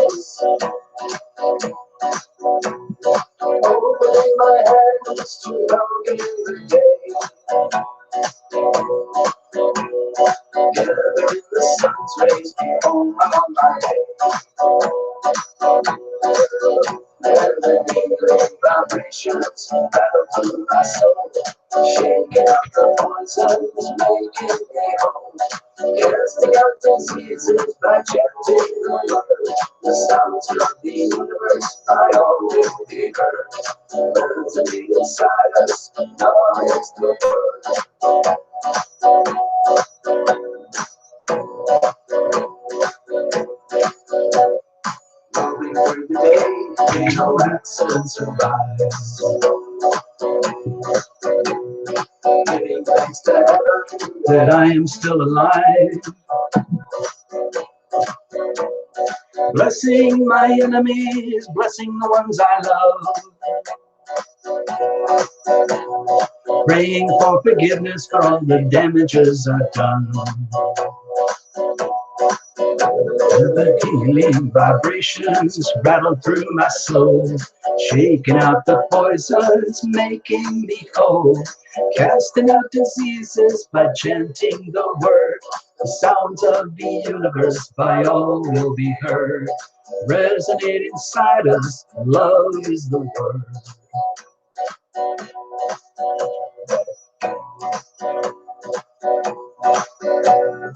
Now the day is done, the moon is on the rise. My trials and tribulations all bottled up inside. I summon in the love as I reach up for the skies. I command all fear and shadows be gone before my eyes. And the healing vibrations rattle through my soul, shaking out the poisons, making me whole, casting out diseases by chanting the word. The sounds of the universe by all will be heard. Resonate inside us, love is the word.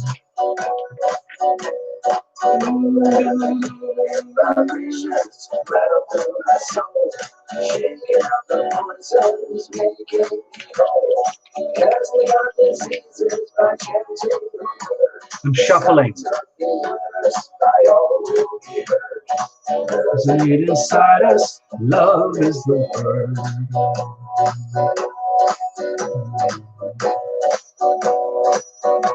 Okay, dance amongst yourselves.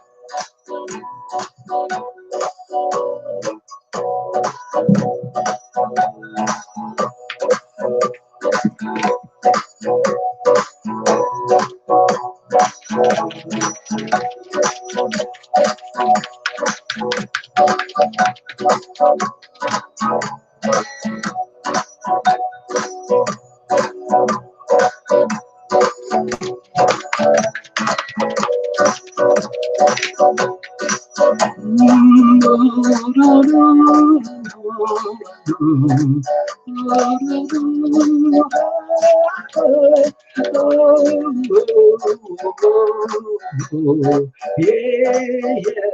love is the word. Yeah, love is the word. Yeah,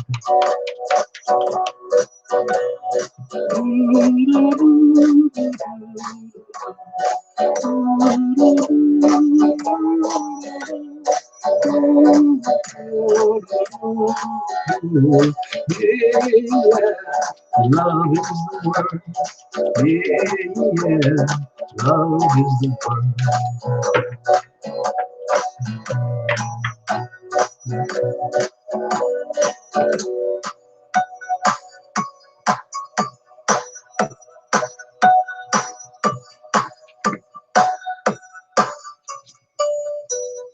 All right, so hold on.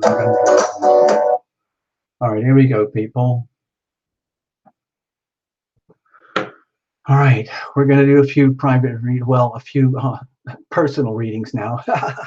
Sorry, I can't remember what I was talking about. I get all kind of tripped out when I do readings. You probably figured that out. Sorry about that. That everything, because everything starts to feel like a movie. I can't help it. Being kind of this way since I was a little kid. And the question is, what do you do with this stuff? You know, I'm sure some of you other tarot readers would understand that. Also, some of you healers, if you're doing Reiki healing, remote healing, pranic healing, quantum energy healing, all those things, you know, call it energy healing, you know, acupuncture, massage, all the things that used to exist on the fringes that are becoming more and more mainstream. It's all about moving the healing power of love into your life from up above in some way, form, or another. And this is just how we do it here at Tarot Lumination. It's kind of digital love and healing. It's love and healing. It's like an app. Wow, that's so cool. A Tarot Lumination app. Wouldn't that be cool? Yeah. You could just get the app and you get like it's like getting a drip feed for love and healing. Wouldn't that be so cool? All right, let's see who's going to be first up, people. Cards are shuffled. You know what's going to happen next, don't you? Let's have a look. So we got Abby, we got FB, we got Clarice, Celestial, Empress, and something Tarot. I can't remember your full name. And Candy 81. I don't know if Candy 81 is here. I don't even know if I saw your name on the screen. But anyway, here we go. FB, I'm going to start with you. Okay. Let's see how we go, people. Let's just see how things go. All right, FB, you're up. Okay. Hey, Rain, I see you. I see you. I see you, Rain. I used to know a woman called Rain. I think she spelled it R-E-I-N. Isn't that cool? Hello, Rain.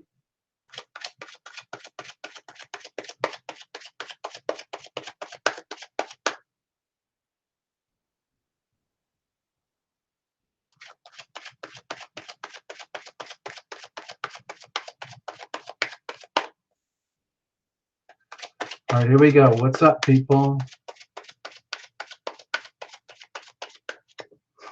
FB, you're up. FB, you're up. Oh, this is the pity reading, isn't it? We're just doing this because of, like, you know, it happens sometimes. I think we've done that a few times now, where it's just literally just, we just do it out of sheer love. We just pretend you're getting a huge, not just pretend, imagine, FB, that you are getting a massive kind of, but very, very subtle group hug right now from Tarot Lumination Love Tribe. It doesn't have to be too personal or gooey or mushy. Just imagine it, because that's kind of what we do here. It's kind of like, you know, how amoebas work and how those jellyfish work and how coral reefs work. They kind of do everything in these beautiful, like, synchronized dancing, like, you know, synchronized swimming, that's kind of stuff. Imagine you've just invoked the healing power of love into your life from up above, FB, and all of a sudden you've got it, and there it is. It's this swirly, swirly, swirly, beautiful thing, and you're surrounded. You, FB, are totally surrounded by the healing power of love, and it's coming to you from up above. There you go. You got it. Okay? You now own that stuff. So the big question is, FB, what are you going to do with that? Cards are cut. We're going for it. This is the first little mini reading for the night. Over here, what's the situation, FB? What's the challenge? How are we going to handle it? What's the weather like? What's the weather like? Let's have a look. Okay, Ace of Swords. Okay, a serious moment of awakening and a reckoning here for you, FB. You don't have to tell us what's going on. If you want to, you can share. There's enough tarot readers here tonight who can give you multiple interpretations of what's going to come out here from tarot illumination. So you can go for it if you want. It's good to have perspective. My feeling is that with the Ace of Swords here, you're surrounded by opportunity, FB, surrounded by a chance to have like brilliant awakenings, brilliant new understandings about like universal truths, universal like wisdom, thoughts that your gut, your heart already knew existed, but it wasn't in your conscious. It's like you weren't able to consciously own it from up above, but now is the time. It might be, for example, using this, I'm just totally here's just a total random example. So for you, FB, this 0 point Uranus and Taurus might be doing a shocking awakening somewhere up here near your 9th house, for example, in terms of uh, like I would call wisdom, the awakening of divine wisdom, divine consciousness happening right now, somewhere up here. That would be my guess. Or it's in some kind of hard angle. Somewhere, my guess is if we were doing the astrology, we would get that confirmed. So what's the challenge here? What's the situation? Okay, winning and winning and winning and winning, and whether anybody gets you. My feeling here, FB, is that in some ways you are a winner. You already know you're a winner. You already know that you have achievements and you've achieved a lot in your own way, shape, and form. And you are appreciated by others. You are understood. The question is, my feeling is like the situation is like on this new uh, this new thing that's unfolding for you right now, where you have a chance to sort of to go big, to go into the great beyond, to go on like an epic journey of discovery. My feeling is like, do I have a chance at this? What's the situation here? Is there really truly a chance that I could succeed at this, that I could win at this, that this is actually, any of this is even true? Or is this just like some kind of like spiritual gobbledygook fantasy? And does anybody understand me? So in other words, you might be one of those people, FB, who in your own way, you're already kind of advanced, but the question is, does anybody else get it? Does anybody understand you or get you at your level of spirituality, your level of success, your level of winning and achievement? In other words, let's say you've had the chance to go on your spiritual journeys and you've evolved and you're grown, and you're getting applause here, okay, FB, but the question is this happening for you at home in your world? Like, does anybody get you? Does anybody appreciate you or see you as a winner in your world? Appreciate you and show that actively and openly, in terms of appreciation. So what's the challenge with all of this? With all this success, what I would call success that has a huge question mark about it. Again, I'm feeling the energy of big question marks here tonight. So success with a big question mark, okay? So what's the challenge? With the Knight of Pentacles here in the challenge position, to me it feels like it's like this is a lot of very exciting energy, but the question is having the patience, the endurance, the integrity, the capability, the tools, the resources, the finances, the environment, the safety, the structure in order for this to happen. In other words, yes, there are opportunities for you to win and succeed and expand your expanded consciousness type of thing.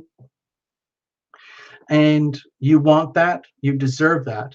The question is it even possible in terms of reality? So that's a big, big question mark. That's a big, big challenge, because that's taking it all back down to earth again. Like, it's like, what am I going to do with all my amazing gifts and talents that you know you have, that you've already won, that where you've already received accolades, where you've already got your credentials? What do you do with that? What are you going to do with that all now? The way things are unfolding, the way the new things are starting to happen here. That's a serious issue. I don't want to get into the details, like maybe there's an issue of college loans, maybe there's an issue of finances and resources to get to the next level, or paying down all the like college debts and whatever to get to who you are and where you are. And so you have this amazing opportunities mixed with great challenges. So how are we going to deal with this? Okay. My feeling here with the Ten of Wands is sometimes it's a really good idea to admit defeat. In other words, there's no point in trying to make something happen when it's officially not viable. Okay, so but you would do this without any shame. There's no shame in getting a very serious reality check. Obviously, if you want to, FB, you know, sounds like I'm hustling here. You know, come to terralumination.com. We'll do a full-blown private reading, but I'm trying to help you out here tonight. It looks to me like this is a really loud message to admit that certain things can't and won't happen because of the limitations of resources. There's no point in trying to force an issue. It might be much better to understand the truth, the stark, blazing truth of a situation, and have a completely new look at what you're going to do and how you're going to do it. But the question is, it means, to me, it feels like being willing to admit that certain things are no longer viable. Certain gifts, talents that like you might have held as like in high esteem, it kind of either doesn't count anymore, doesn't even matter anymore. The most important thing, the most loving thing to do might be to put down the burden of expectation, to put down, if you've put huge amounts of pressure on yourself to succeed financially, for example, and you're only getting so far, for example, maybe it's better just to say, you know what? Money isn't everything. Success isn't everything. What is exactly that defines success for you? Maybe certain types of success and winning and achievement are actually not worth it. And it's better just to put it down. Maybe they are just completely depleting. And instead of building a sense of wealth and abundance and stability for you, it actually undermines yourself. It undermines your sense of stability. What I'm feeling here is the kind of equation where you get like, oh, I'm going to go to school and do this and do that, and you end up with, you know, $250,000 of college debt and all these amazing qualifications, but you're not sure what to do with it, and then you're stuck with a massive debt. And it's sometimes better just to, like, you know, I'm not saying this is related with money. There's no money cards here at all. But just accept that maybe certain ambitions are not worth it. Like, why would you put yourself into debt for 50 or 100,000 and work so hard when you might be able to teach yourself the same thing for $100 somewhere, or go online or get some friends to help you, that kind of thing. My feeling here is to literally put down anything and everything that does not serve you, where your passions might be burned out, where you've you know, expended all resources, and there's no shame in that. It's much healthier just to say, you know what, this isn't working. We need to start from scratch, get a whole new perspective, and then go forward. Because to me, it looks like resources will come to you, but only when you accept that certain things are out of alignment right now. All right. So, excuse me, FB. I hope I didn't hurt your feelings or trigger any kind of scary thoughts or senses of defeat here. What I'm trying to do is open a door to opportunities. Okay. Thank you, FB. I'm going to shuffle this. Thank you, FB. Please, please, please, if there's time, if the other readers want to throw in their interpretations, please go ahead and do so. FB is out there. I'm sure you're receptive. Just go for it.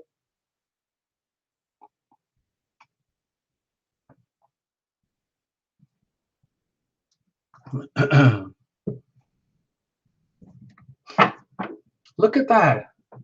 Look, it looks, I can't read it very, the screen is too far away from me right now, but it looks like Elise from Ebb and Flow Tarot is offering some new perspective for you. Okay? Thank you so much. And Queen of Water.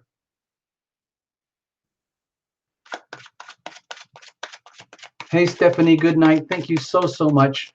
I'm going to read for the other person. I don't know if they're still here. Where did they go? Candy 81. I don't know if Candy 81, are you still here? Is Candy 81 here? Are you able to check in with us? Candy 81, are you here tonight? Are you here now? Candy 81, please could you type in the screen so we know you're here? It would help tremendously. Let's give it a few moments. So let's give it a few moments. Candy's not here. Oh, okay. All right, listen. I'm going to put that aside, and we're going to read for Clarice now. Okay, we're going to read for Clarice. I don't know what to do about Candy yet. Okay, well, it's her loss. I don't want to do what I did last time because she's already left. If she's too tired, that's okay. I understand that. But tonight, I feel like I'd rather have the presence of the person who's getting the reading. And that's my prerogative. I can do that. I'm reserving the right to do that. Thank you, Stephanie. You're a real trooper, real supporter.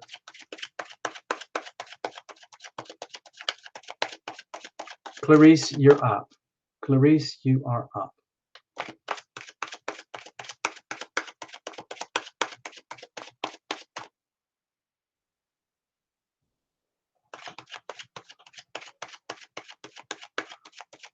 Okay, here we go.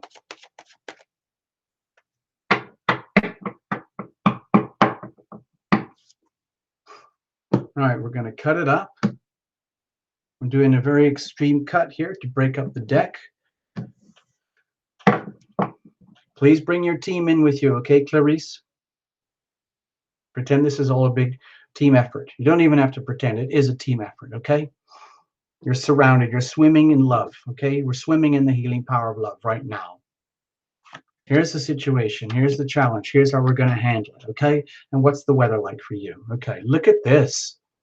Well, to me, it feels very simple at the moment, the way I'm looking at this. It's just like, to me, it's official. It isn't just like a mythology. It isn't just some kind of silly, nutty hobby, weird thing we're doing here. To me, this feels like a genuine phenomenon.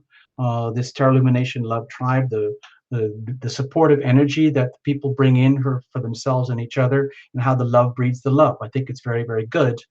And to me, this is an indication that you, Clarice, here in your own way, are understanding what it is like to love and be loved, to share your love, to bring your gifts, your talents, your passions, your desires and goals and ambitions into alignment with other people who feel the same way about you and who welcome you with open arms. It's like a celebration. It's literally like, welcome to the party, Clarice.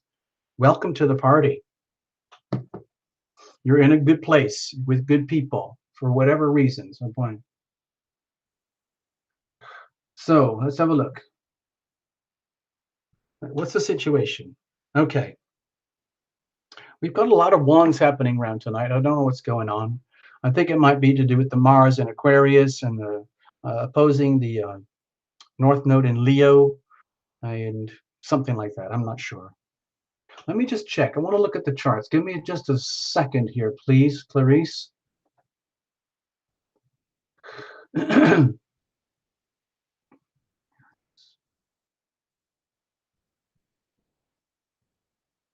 Okay. No, I'm not quite seeing what I thought I was going to see on the charts. There's some very, very hard angles right now, like big oppositions between Taurus and Scorpio. Also between Capricorn and Cancer, like big polarities. And there's some really hard squares going on between uh, Gemini and the Pisces stuff. Let's not worry about that right now. Okay, excuse me, I got distracted. Sorry, Clarice, I got a little bit distracted there. Also, it's very warm here tonight. There's no cooling here at our Illumination. I live right by the beach, and it's usually pretty moderate, but it's quite hot and muggy tonight. So excuse me. I'm trying to get my breath. So my feeling here is that you're in the right place at the right time with the right people. You are loving. You are loved. Okay, that's not an issue. That's not a problem. To me, it looks like the situation is that you do have a problem. And the problem is that you might have unwittingly put a lot of time and energy and passion into being off on a tangent. Like, some people spend a lot of their time and life and energy in something that is not really their mission, their path, their calling, their purpose for being here. And you get to a point when you realize that and you think, oh my gosh, I've painted myself into a corner. All this time I've been using all my passions, all my desires and creativities uh, in ways that I thought were like genuine, honest, useful, and productive in order to, have a good life. And then you look around and you think, well, wait a minute, what was I doing? What on earth did I just do? How did I get to be at this point where I am right now, where you might feel boxed in, you might feel like stranded, abandoned. There's no one out there to help you, and then you start to realize, oh my God, I did this to myself. I literally painted myself into a corner because I was not operating from the position of love thyself. I was doing things perhaps more on autopilot or from the drive, the passion, the desire to succeed, the desire to belong, the desire to love and be loved, where it's like you go out chasing it, okay? But instead, it's all there. And all of a sudden, it's just like, oh my God, I wish somebody had told me that before, and then I wouldn't be in this jam where I am right now. Oh no, oh no, oh no. What's the challenge here? Okay, with the Hierophant over here, my feeling is that if this is to do with love and relationship,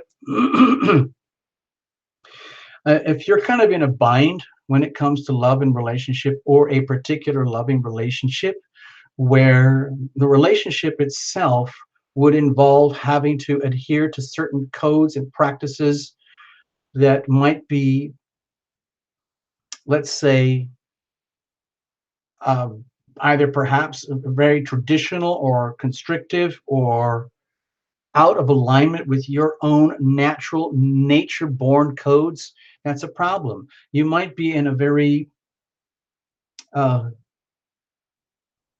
like one of those kind of relationship, marriage type dynamic situations, or dating or engagement type situations where there's a lot of pressure to conform, and you put on a big, bright, smiley face in order to get along. People go along to get along, and that can be a very, very classic recipe for self-defeat, for the opposite of self-love, just in order to comply, just in order to get along with.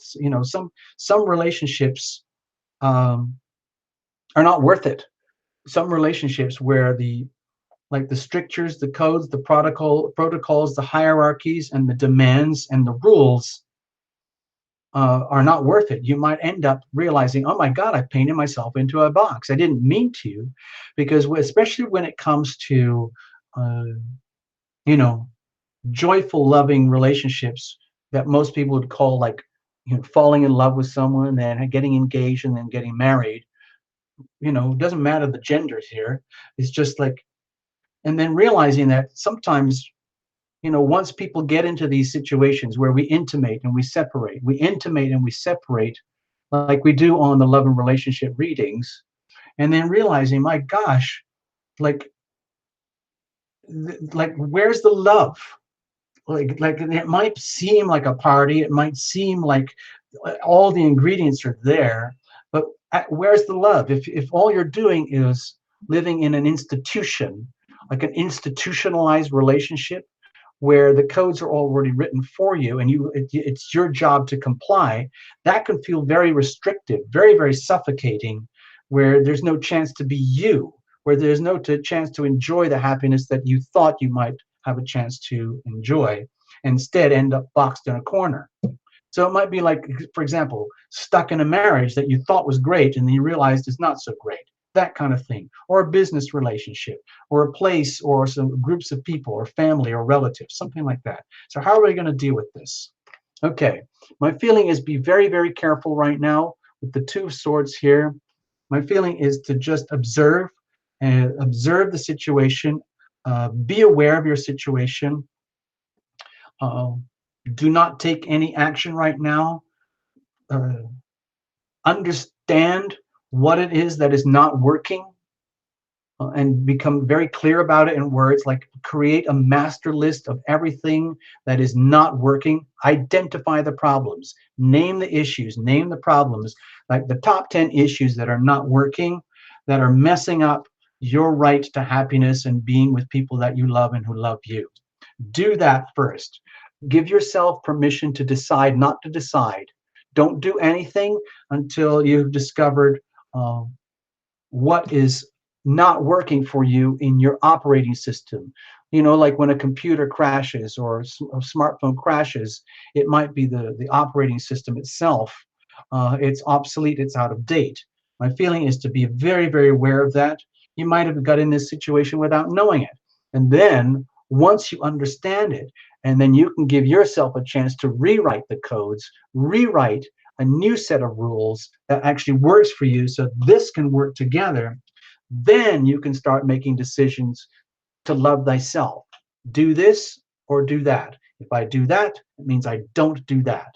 So it means becoming very, very clear about what is the most loving thing I can do for myself now, which is the best thing you can do for everyone else, and what is not. Sometimes it really helps. You don't want to stay focused on the problems, but it really helps to identify and know the problems so that you can make loving decisions to love thyself first, to do what's right for you. Okay, Clarice? Doing what's right for you, but it's so important to discover what is not working right now. Once you know what's not working, then you can make healthy decisions. Okay? All right. Thank you, Clarice. I hope that helps. Whatever it is, jobs, money, relationships, your spiritual journey, your own ambitions, your career, whatever that might be. Okay?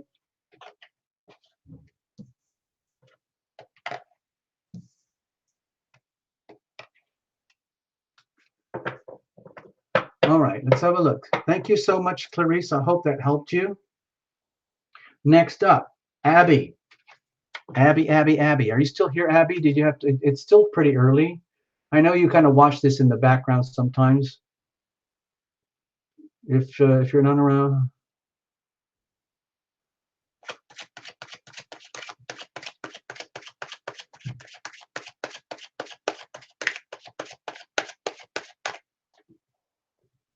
Okay, let's have a look.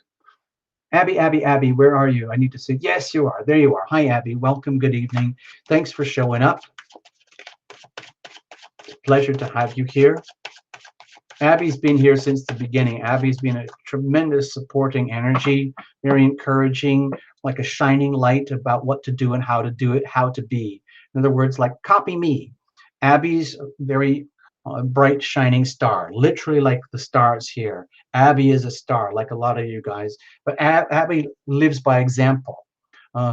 And we all have a lot of challenges. So my feeling here is that, you know, if Abby can do it, then Terra Illumination can do it.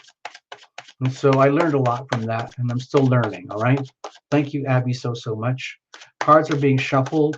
Please bring your love tribe with you, your personal team, your private, exclusive team with you, and we'll make this a team effort. Of course, Abby, you already know what's going on here. You're swimming in it right now. You're swimming in the healing power of love. You're right where you need to be right now, just for this moment in time. Nothing before, nothing after. It doesn't really matter. Just for the next few minutes, just be fully present with the rest of us. Okay, here we go. I'm going to make that an extreme cut. Okay. All right, here we go. What's the situation? What's the challenge? What's the weather like? And excuse me, how are we going to handle this? And then let's have a look at what the weather's like. All right, so gosh, we got these repeating cards. What's going on? I do shuffle. I really, really do shuffle. I'm a very good shuffler. So Abby, I don't know if you're up to your neck in it. I don't know if you've accidentally, unwittingly painted yourself in a corner, but that's okay. We all do. Frankly, if everybody was happy all the time and everything was working all the time, Tarot Illumination would not be here. Most of the time, what happens is every month they get a pile of private readings, and sometimes the situations and the clients are in very, very, very difficult, challenging situations, and we try to figure it out.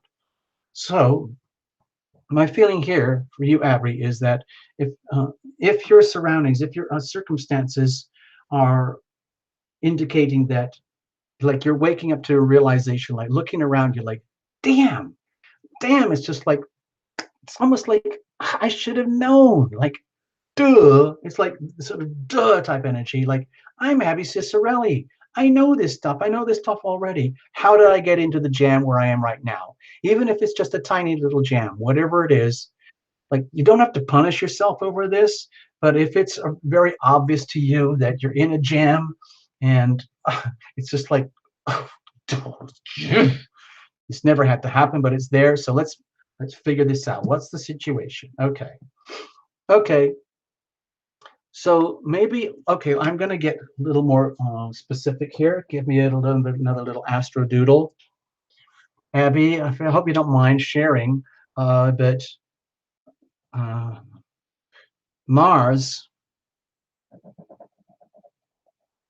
is over here in Aquarius right now, and it's pushing extremely hard on Leo energy. Okay, Mars in Aquarius. And over here, the Leo North Node. Okay. I'm going to go just check another chart quickly, but the Leo North Node journey at the moment is under a lot of pressure. Okay, so let me go to my other charts. Give me a second here. I'm trying to do super fancy stuff right now. Let's have a look. All right, it's almost the exact opposition. The Leo North Node is here. This is the journey that we're all supposed to follow right now, no matter who we are. We're all on the same love bus. You can go back to that. There's a playlist. It's months old. It's actually still on the front page of the Tarot Illumination channel. It's all about the journey of the Leo North Node, and we're still living it right now. And it's all about how are we going to have the, how are we going to live our brightest, shiniest, most loving, joyful, creative, abundant selves shamelessly. Okay, like, it doesn't matter if you're short, tall, skinny, fat, ugly, beautiful, spiritually evolved or not. You still got your thing going on, and you have every right to be you. Now, the thing is, Mars is in Aquarius right now, and it's almost an exact degree opposition. I think this is 6 degrees. This is 7 degrees. So it's an indication, like, there's a very, very strong energy going on here on the global south node. Like, what is it, people? What is it exactly that you are doing? And perhaps you in particular, Abby, if you want to take it personally, what is it you're doing without even hardly noticing it, that is very, very subtle? It's on autopilot, where you're giving away all that energy, expending huge amounts of energy towards, like, the community, the people, the group, your hopes, your dreams, and wishes, when it really needs to be expended up here. So don't take it too personally. This is a chance to realize, like, duh, oh my gosh, I can see how I'm undermining myself. The South Node energy is that energy of, like, doing things that are kind of redundant, residual behavior, things that we've done on autopilot for so long. We take it for granted, but we miss the opportunity to grow and evolve. So I have a feeling right now what we're dealing with is this kind of energy, and it's kind of in a it's not direct, but there's a lot of there's a lot of square energy here as well with the Scorpio Taurus axis. Okay, so you could feel as though there's kind of a like a big T square hurting you in some way. A lot of pressure, a lot of pressure on the Leo North Node journey. And so what it might feel like is that it's like, oh my gosh, I have expended all this passion, all these capabilities, all these talents to get to where I am right now. And where's the love? Where's the love in my life? The one that I want specifically for me, the one that I deserve. And and how am I neglecting to love myself when I'm already very like an expert at the concept of self-love, self-healing, love thyself. And the thing is, one of the people write in, they say like, well, actually, they don't write in. They basically like confess, oh my God, the deeper you go into the stuff, this stuff, the tougher it gets. The more spiritually evolved, the more loving you are, the more challenging things can become, where you're taken to the next levels of your ability to love and be loved, especially thyself, first of all. So you might be kind of punishing yourself really, really hard here, Abby, without necessarily having to do so, but more simply just because of the realization about just like the tiny things that you might be, you know, uh, doing in terms of expending all your energy, and it makes you feel like damn it, I could have, if only this, if only that, could have, should have, would have this.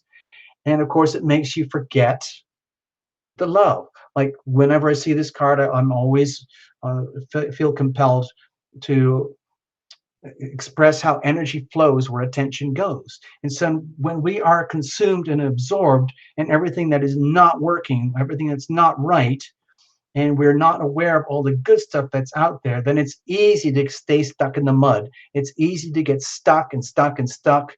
It's just literally like sliding off the road into a bit of mud and gravel. And the more and more and more you try to get out, the harder it gets. You get like, damn it, damn it, damn it. Like, where's my search and rescue team right now? Well, Abby, you're in the right place. Don't you worry. There's a little Ace of Cups out here right now waiting for you. Just needed a reminder, okay? What's the challenge with all of this? Okay, fear, fear, fear, deep, deep fear. Oh, the fear of like, because you're so strong, Abby, you're so abundant and bright and shiny for others, and yet when you have to deal with your own issues, your own stuff, uh, it's like, where are the people who love me when I need that for them? When I'm so loving and generous and passionate about who I am and what I do, uh, for the world in your own way. So it puts you in a situation here with the challenges like, damn it, I thought I'd figured this stuff out already. How did I get to this point where I have to figure stuff out all over again that I thought I already knew? So it could be like, aha, maybe this is all about an initiation. Okay. It's almost like the fear of the unknown here, deep, deep fear of the unknown. And I have a feeling, again, it's very much to do with the deep, deep, deep uh, rumblings of the earthquakes happening over here with Uranus and Taurus.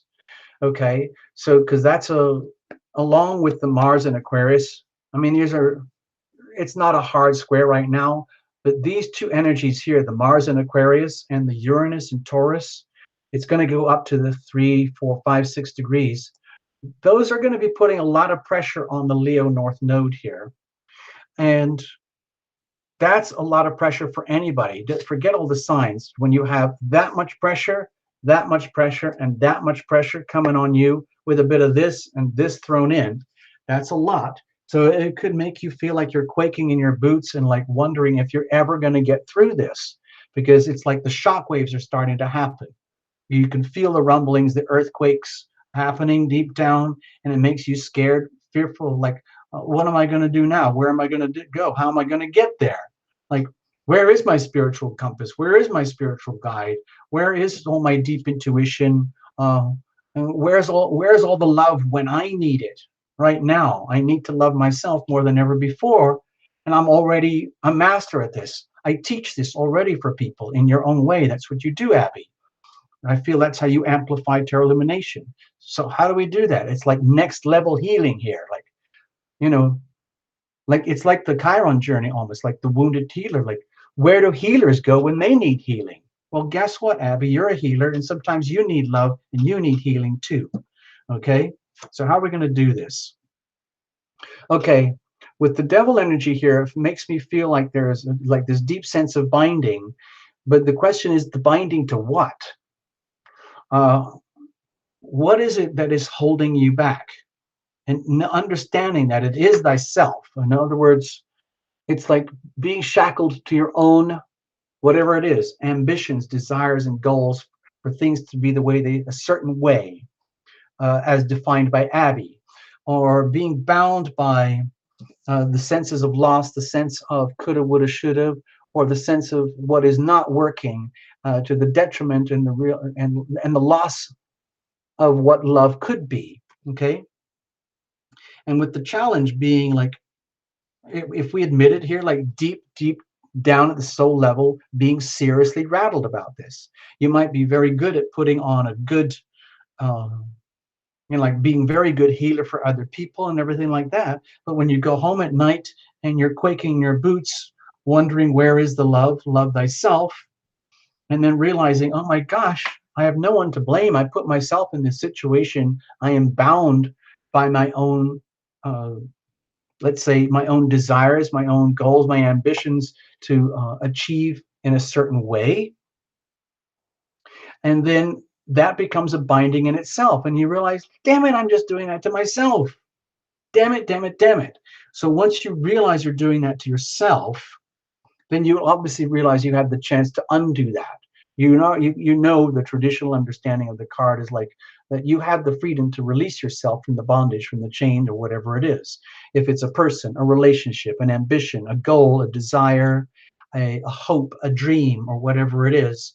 And that, in other words, it's almost like, why would you cripple yourself to holding on to something that uh, is, let's say, created out of the ego or the self, as opposed to the simple energy of the heart here. In other words, like, give up, just give up, give up. Uh, Accept that might be scared, lost, lonely, frightened, without a sense of guidance or protection here.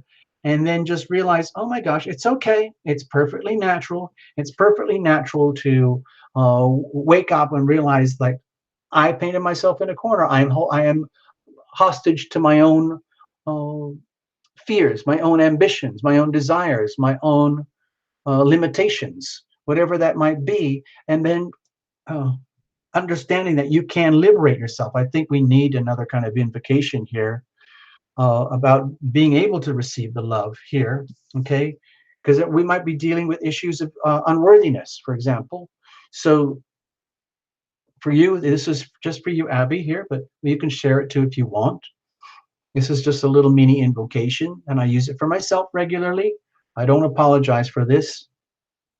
Pretend I'm speaking for you, Abby. Pretend I am Abby right now. Just imagine that I am Abby, and you can live through me vicariously.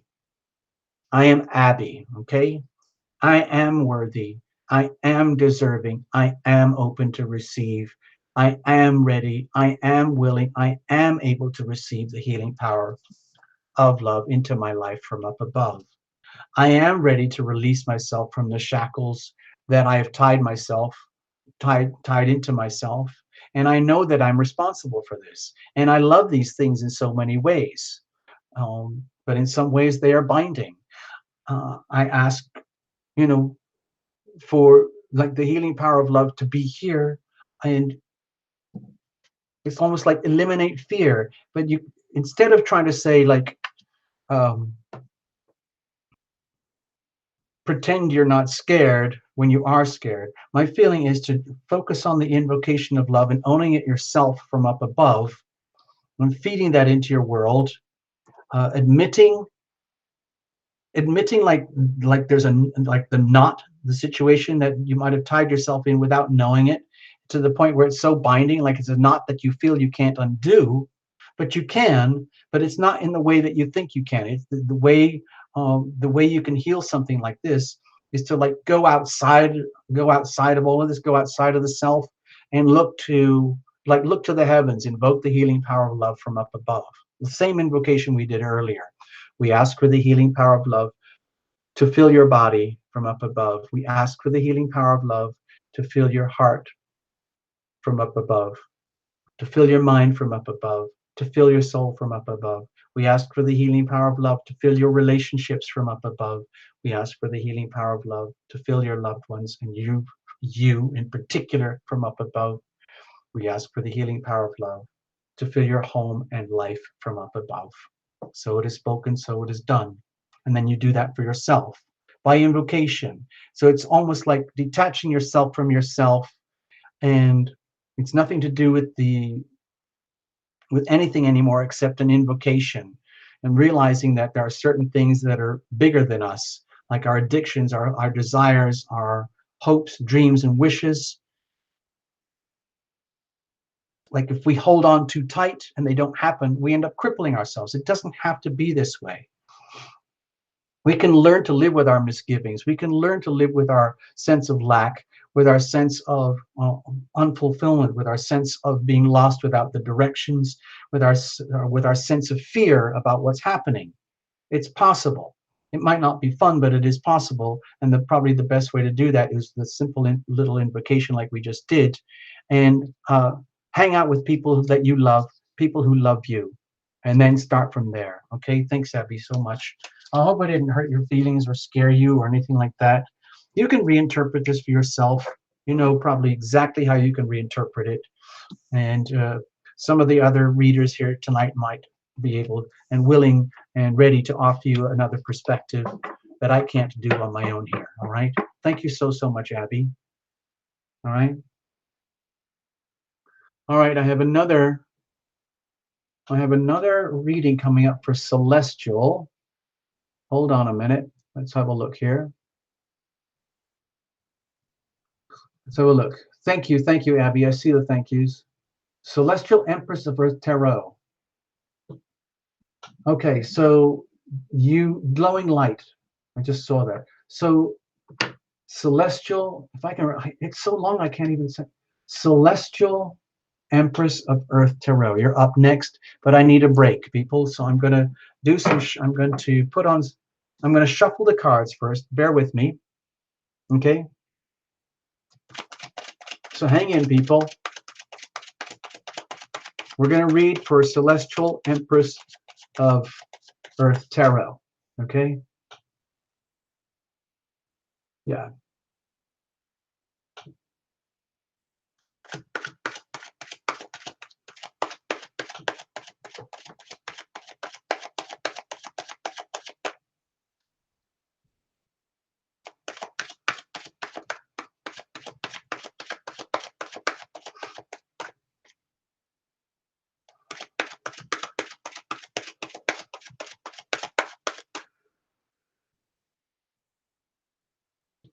Okay.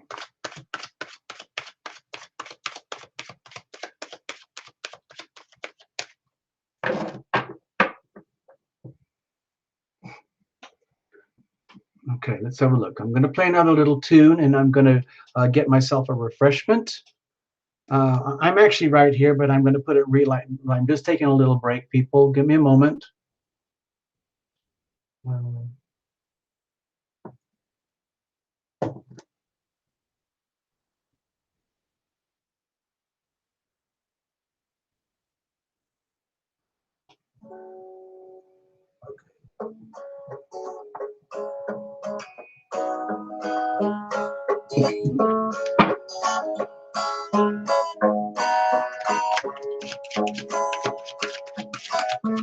If you wish for a simple miracle, if you wish, you can have one right away.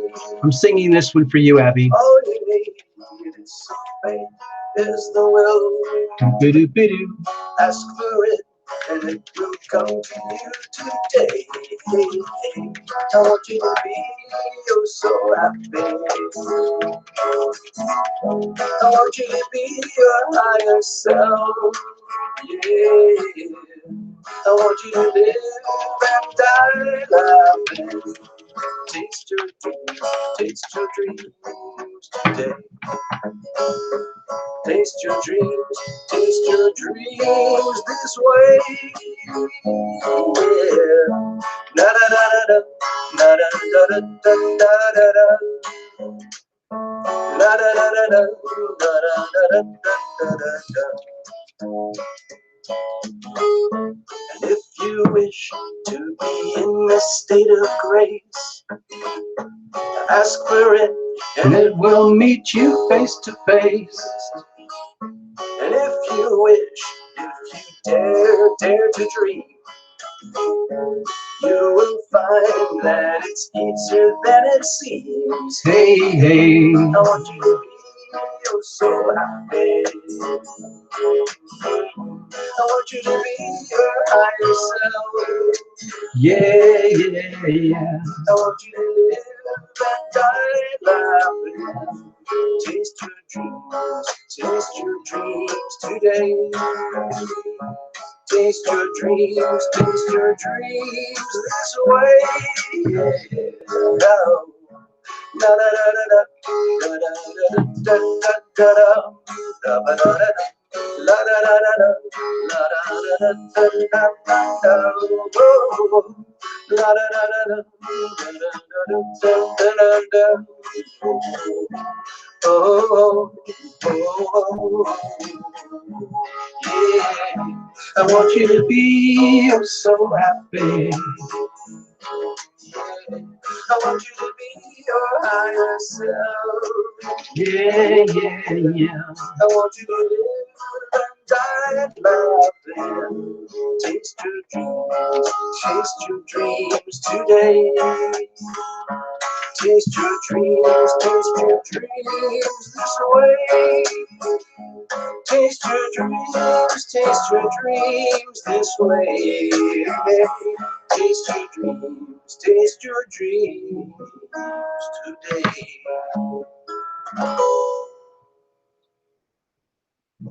All right, I am back. Let's have a look, people. So this is Terror Illumination Sunday Night Live. Welcome, everybody. I tried to check in as many names as I could. I don't know if I got everybody. I'm sorry if I missed you. In a moment, we're going to read for Celestial Empress of Earth Tarot. How about that? Freaky, man. Tarot readers giving readings to tarot readers. That's how weird it gets here at Terror Illumination. But it's also like having a support group, you know? Because honestly, tarot readers need help at times too. I will admit, I will tell you something, that out of all the private readings that come in here, there's always, at least every month, several healers. You know, healers max out. Healers need healing too, okay? There you go. I just wanted you to know. Now, I'm going to do another reading, okay? So it's going to be one of those nutty things. I'm going to ask a question. And you probably know what I'm going to ask already. You probably know, because if you've been to this show before, so we're going to do this on the honor system, okay? I'm going to ask one question, and then the first person to write in and claim truthfully and honestly that you match the answer, then you're going to get a reading, okay? Now, if you've already had a reading, then you can bequeath the reading to someone else. Or if you get the award, but you don't want it, you can award it to somebody else. So here we go. Are you ready, people? Are you ready? Who here tonight, right now, who here tonight is born with the moon in Taurus? Who here tonight, right now? Go. I'm watching the screen. Okay? I'm watching the screen very carefully, people.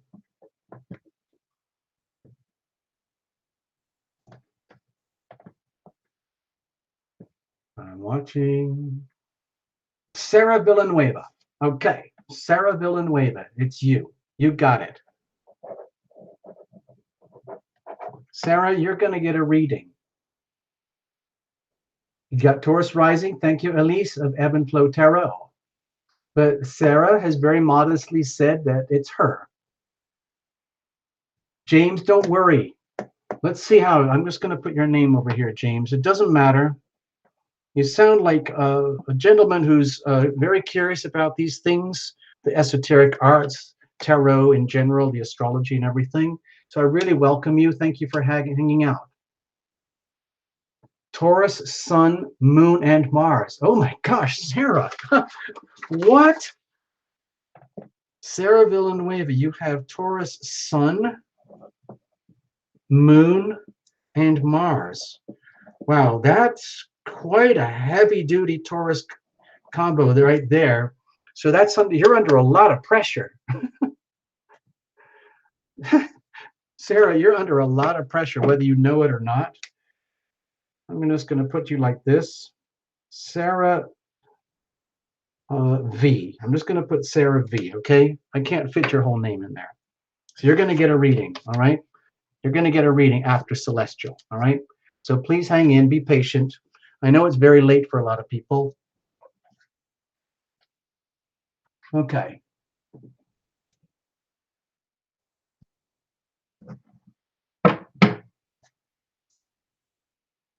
Wow. All right. So Sarah, okay, so we're going to read for Celestial Empress of Earth Tarot right now, and then we're going to read for Sarah Villanueva, who has a Sun, Moon, and Mars in Taurus. Amazing, right? Heavy duty, heavy duty Taurus. Do not mess with Sarah. Seriously, people, do not mess with Sarah. Sarah, I can just tell you right now, before we even get into your reading, that you're going to be going through massive life changes over the next 7 years. And there's going to be certain periods where there's going to be serious like culminations and crescendos. And then it will all become integrated. And it's like you'll become a different person by the end of the journey. Okay? I'm just giving you a heads up. And it's just starting. We're all of us still at the very beginning, the 0 degree Uranus and Taurus right now. It's like we're still loading up on the big cruise ship, and we're still on the gangway. We're still on the, you know, some people are still on land loading in, but it's just a few, and everyone else is either on the gangway or you're on the Carnival cruise ship right now, and then the journey begins, and it is a long journey. Okay, people? And it's going to have massive ups and downs, cataclysmic moments. Okay, just letting you know. And it's going to be earth-changing. It's going to be very, very evident on this planet Earth. Uranus and Taurus. We're going to know it. We're going to feel it in terms of agriculture, earth, nature, animals, radical weather, shifts in the way the planet works, and how the human beings live on this planet, what we do and how we do it. Agriculture, finance, water, wood, trees, forests, weather, all these things coming under the Taurus, Uranus and Taurus journey. And it could be shocking. It could be, it'll be radical, it'll be new for all of us. And for you, Taurus, it's going to be right in your face. Okay? Your identity. All right, we're shuffled. We did plenty of shuffling here. I need another sip. Please bear with me, people. It's towards the end of the show, and I get pretty wiped out and wigged out by this point.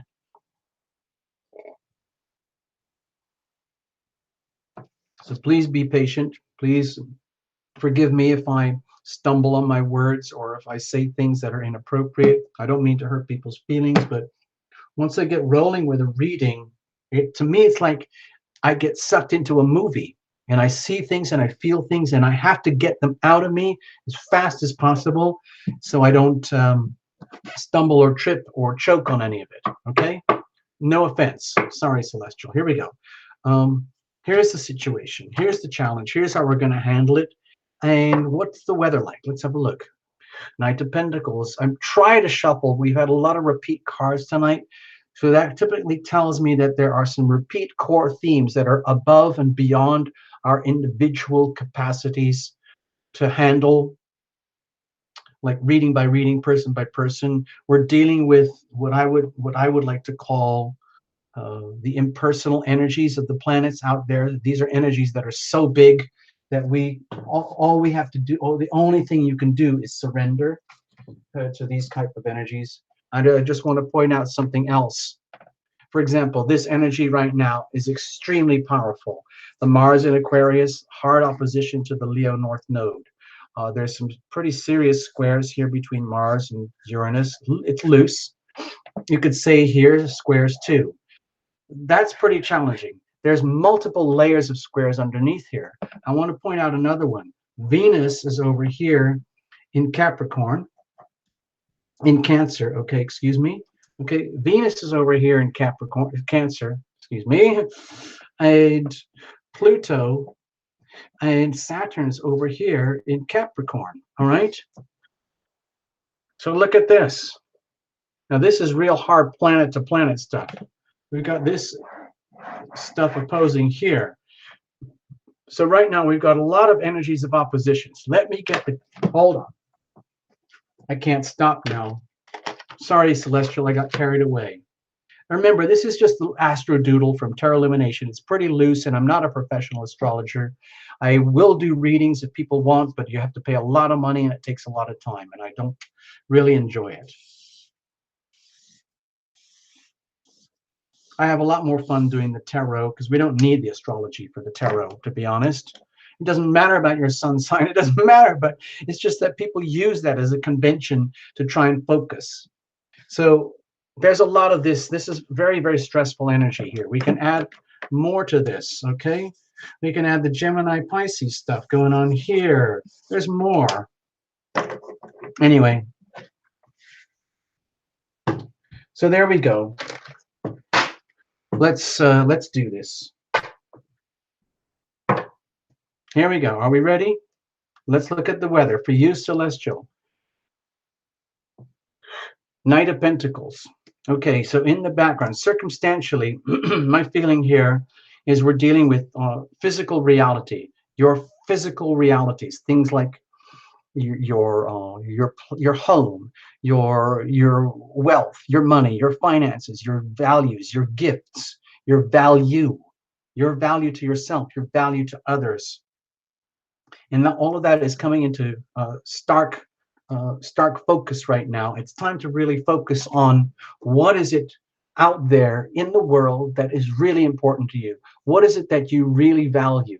When it comes to love, I think of love is as love does. Love, from my perspective, is the willing, conscious decision to extend yourself above and beyond your existing comfort zone in order to foster and nurture the spiritual, physical, mental, emotional growth and love and healing of yourself, first and foremost, and from there to your loved ones. That is your primary duty on this earth, to do that.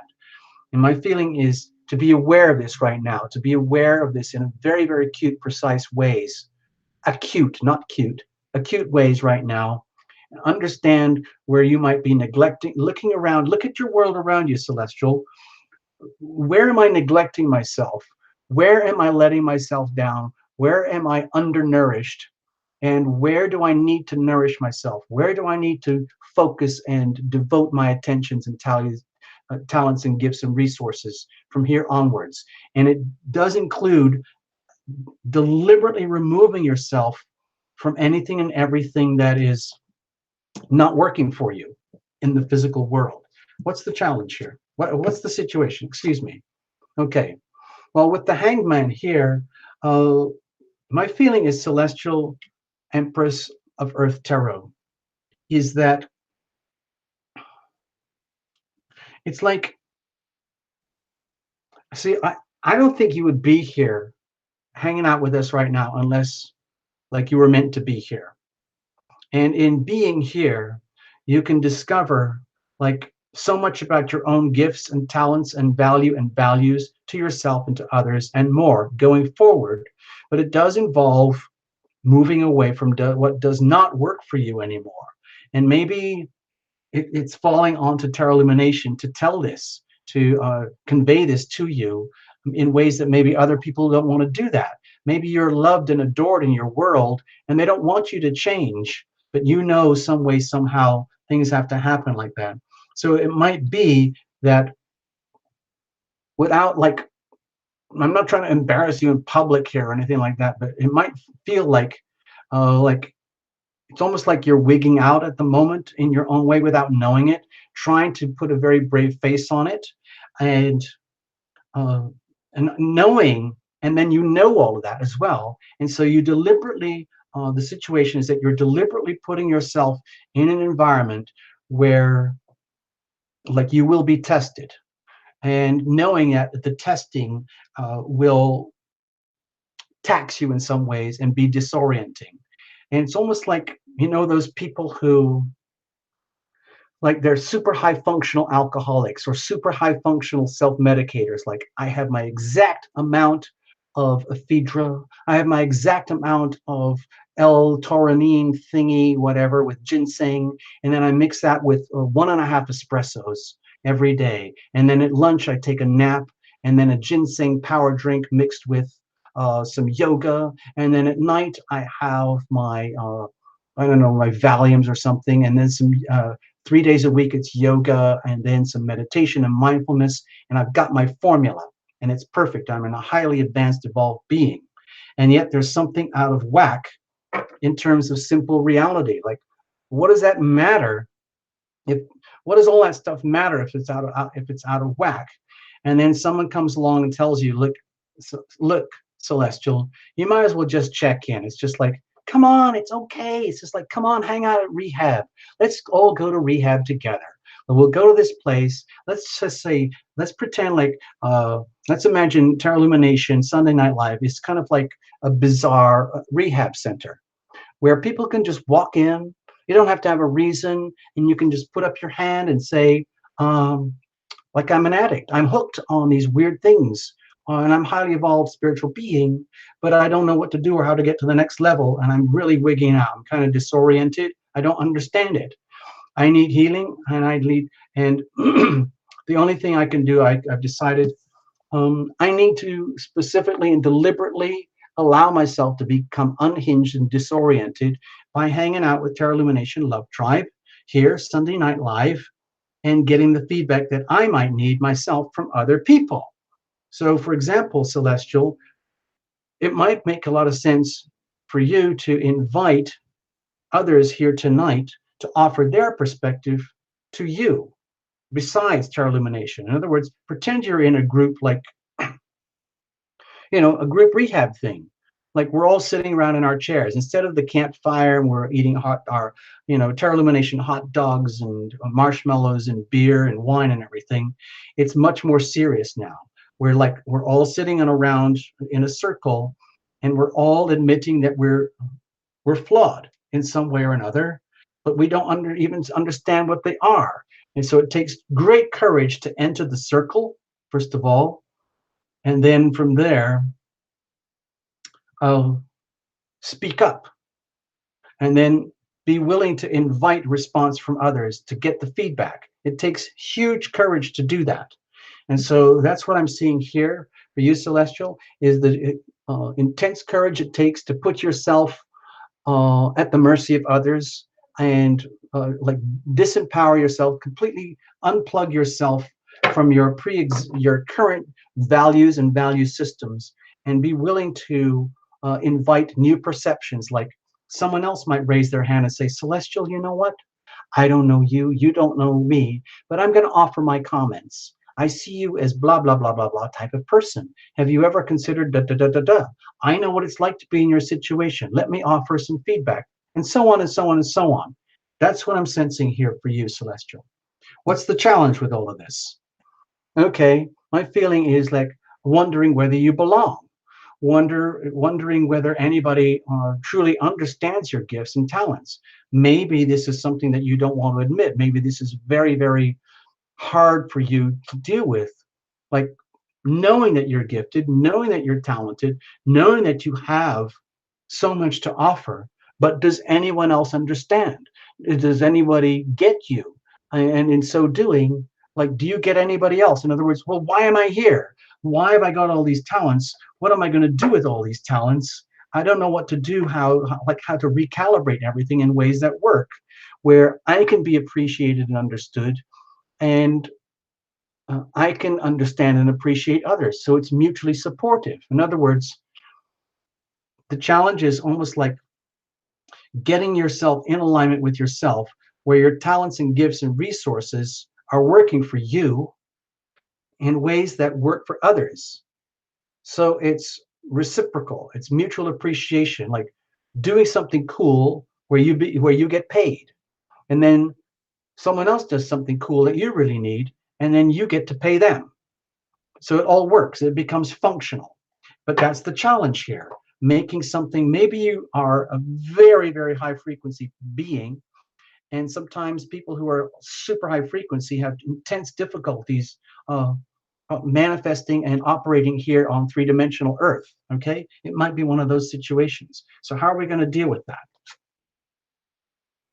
Okay, my feeling is, let's be honest here. Let's look at the realities. Let's look at the truth here. Let's again, no offense, Celestial, my feeling is here, let's look at this as a maze. Let's look at this as a puzzle. Let's not think that Tarot Illumination is trying to you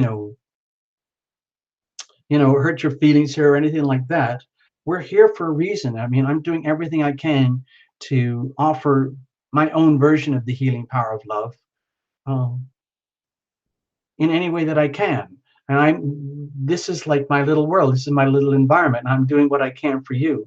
And my feeling here is to point out to you, Celestial, that it's okay to feel disoriented, disembodied from yourself, and questioning of yourself, of whether anybody understands you or values you, or whether you understand or value anybody else in ways that make sense. And then to realize, oh my gosh, a lot of this is in my head. A lot of this is to do with perceptions, understandings, attitudes, concepts, uh, conditioning, childhood conditionings, uh, the way you speak, the way you listen, the way your brain works, and then realizing, oh my gosh, it is kind of like a puzzle, but it's you and it's your puzzle, and it can be fun. So in other words, instead of being overwhelmed by like the puzzle itself, like pretend this is the puzzle, pretend like this is the puzzle. So instead of being overwhelmed by the puzzle and not wanting to deal with this stuff, in other words, someone in, let's say, Tarot Illumination says, hey, come on, Celestial, just come and hang out with the Sunday Night Love Tribe and pretend you're like a a rehabilitation center, rehab, for Alcoholics Anonymous or something like that, or Potheads Anonymous or something like that, or spiritually advanced beings Anonymous who've ascended but they don't know what to do next, anonymous.com, that kind of thing. So you don't take it personally. You just, in other words, it's like, it's okay, Celestial, we've all been through this, we know what you're dealing with here. It is a puzzle. Let's just admit it is a puzzle. And then when you treat it as a puzzle, you don't have to take it personally. It's just like something that has to be solved. Like, this is your Rubik's Cube, Celestial. It's not even a Rubik's Cube. It's much simpler than that. It's just a puzzle that you're dealing with right now, and you're in the thick of it. It looks to me like in a lot of ways you don't want to deal with it, but you know that you have to, but you're in the right place for that to happen. If it's not happening to you, with you, from Tarot Illumination, my feeling is that it's okay to admit that and say, is anyone else out there willing to give me a reading too? That kind of thing. You might, you might benefit from that in some ways, because like, sharing your talents, sharing your gifts in ways that you've never done before. Maybe you're extremely shy. Maybe you've never dared to do this. Maybe you have a lot more to offer than you thought you have.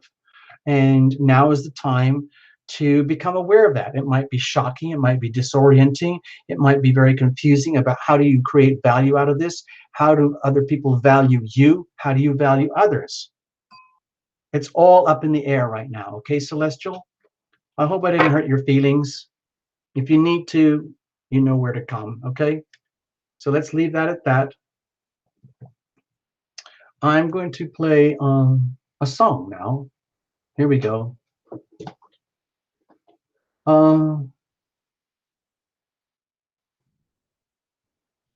Here we go. This is for you, okay, Celestial? It's called Circle of Love. Pretend you're in a circle of love, like chairs around the chairs, you know, chairs around the middle. And we're here for you, okay? There's nothing good or bad. You're no better, no worse than any of us. We're no better, no worse than any of you. So it doesn't matter. La da da da da da, la la la la. I got this message from angels above. Come together in a circle of love.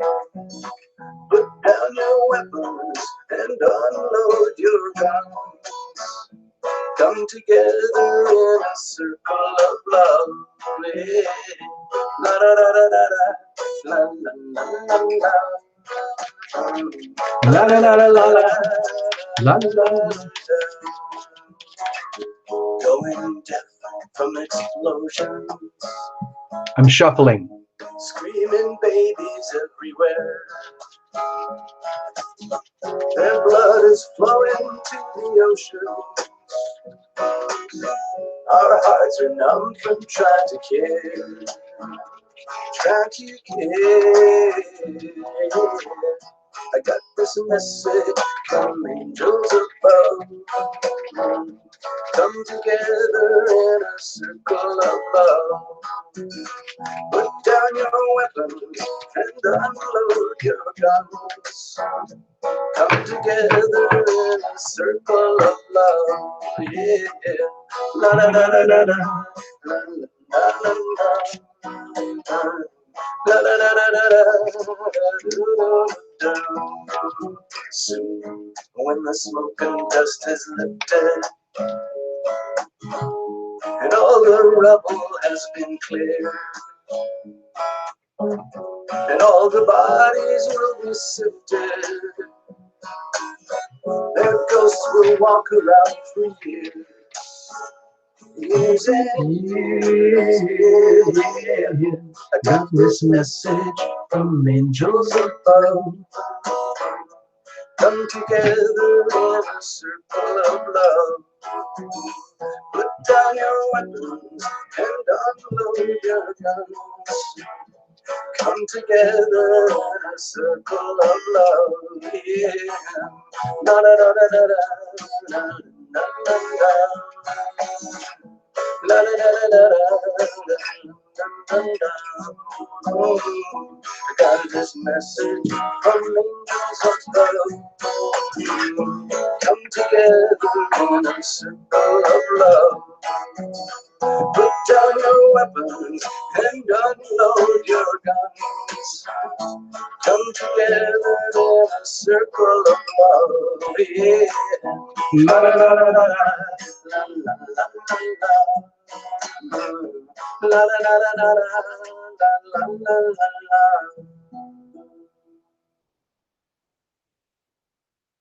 There we go. I hope that helps a little bit.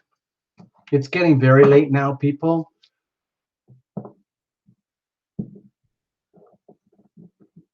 Oh dear, James. Happy-go-lucky. Hey, I didn't get you. Hold on a minute. I got that list of names. I forgot. I want to get all the names.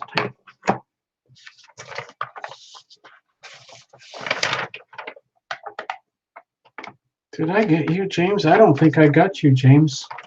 I can't read everything all at once. James, sorry I missed you, James Williams.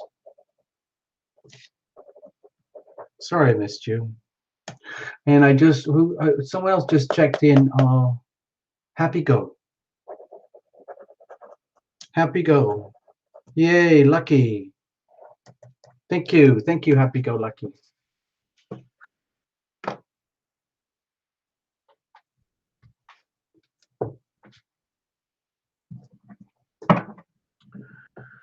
Jeepers, man, what a night. Okay.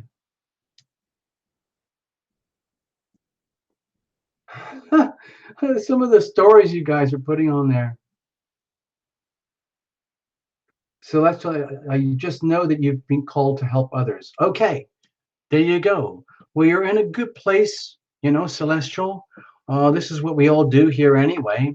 A lot of the people who come to this show seem to be some kind of healer or something like that, caregiver, doc, whatever it is, you know. So that's just what seems to be happening. I didn't plan any of this. It just seems to be what's happening.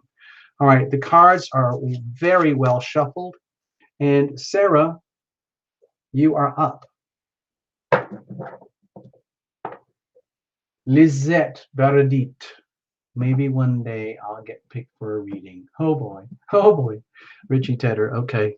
Hold on. I got to make a note for Richie Tedder here too. I forgot Richie.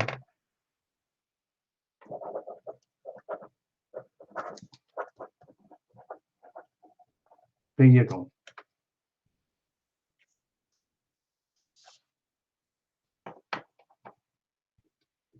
Oh, Fritaly. Man, you need a lot of TLC.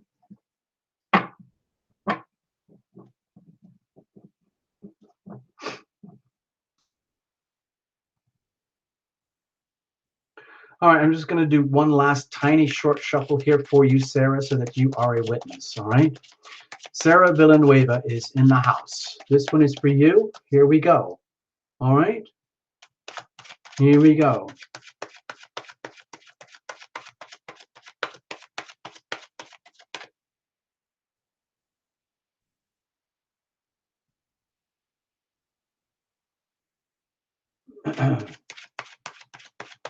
Amazing stories that we get here. Some of the comments that people write in just blow my mind. One of the things that I've noticed about this channel is that there's tremendous power, there's tremendous resilience. Some of the people who come here are dealing with huge amounts of pain in their lives, emotional, romantic, financial, physical, whatever it might be. But they seem to find ways to not overcome, but to handle it so that the fear, the pain, the sorrow, the losses do not own them. It's perfectly okay to feel grief. It's okay to feel pain. It's okay to feel sorrow. It's okay to feel loss. It's okay to feel lost. It's okay to feel unloved. It's okay to feel worthless. All those things are perfectly natural things. It's very unhealthy to suppress that stuff. It's very healthy to expose it and release it because we need to reveal it in order to heal it. And the more we resist the need for healing, the more the need for healing persists. So that's what I would encourage is for people, if you are in pain, if you are in suffering, please admit it, please deal with it. There's no point in trying to fake it or hold it back because so much disease uh, stems from, well, the pain and suffering of the heart. I'm just going to share a little story with you, and it is part of the book. I'm just going to do this before I get into this section here. This little book, Love and Healing. It's a little book about the healing power of love. It's actually kind of a storybook, and I'm hoping to get it fully illustrated. So it's taking a tremendously long time to write this and get it done. And I do have an artist, and I'm working with her, and she's outstanding. It just takes a lot of time, and it takes a lot of money.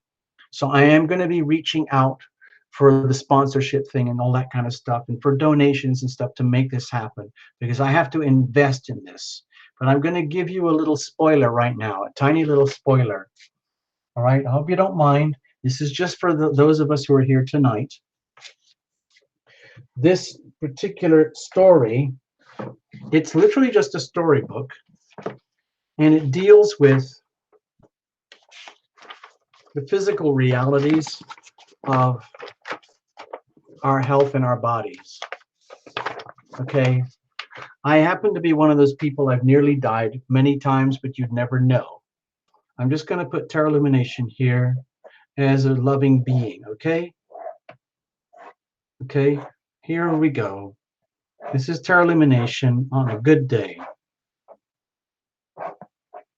Okay, and I have a beating heart, and I'm full of love and light, and I'm doing everything I can to share this with you and radiate this love outwards. Let's put it, okay, so pretend that's Terra Lumination, okay? Now, the thing is with Terra Lumination, I'm basically very lucky to be alive, and it's kind of a miracle that I'm even alive at all. And without going into the details, I had cancer all over here. It wasn't just for this bit, this bit, this bit. It was all over. Okay? Now, I noticed, I think it was Fritterly, was just talking about all the pain that you're dealing with. So I understand pain. I've had to deal with unending amounts of morphine and narcotics and chronic medications for what amounts to PTSD and chronic pain and so on and so on. So this, everything in my body here, all the way up to my lungs and down into my legs, all of this was riddled with cancer. And it was end stage cancer, and there wasn't much that anybody could do. And I ended up getting hospitalized, and everything exploded internally. There was a lot of internal organ failure and bleeding, and they didn't have enough blood in the hospital. And I was very lucky to have somebody with me because I don't have any immediate family. I'm very much isolated apart from my sweetheart, myself. And what happened is, I was trying to explain to one of the private clients the other day that once you understand what's going on, it creates a chance for self-healing to occur.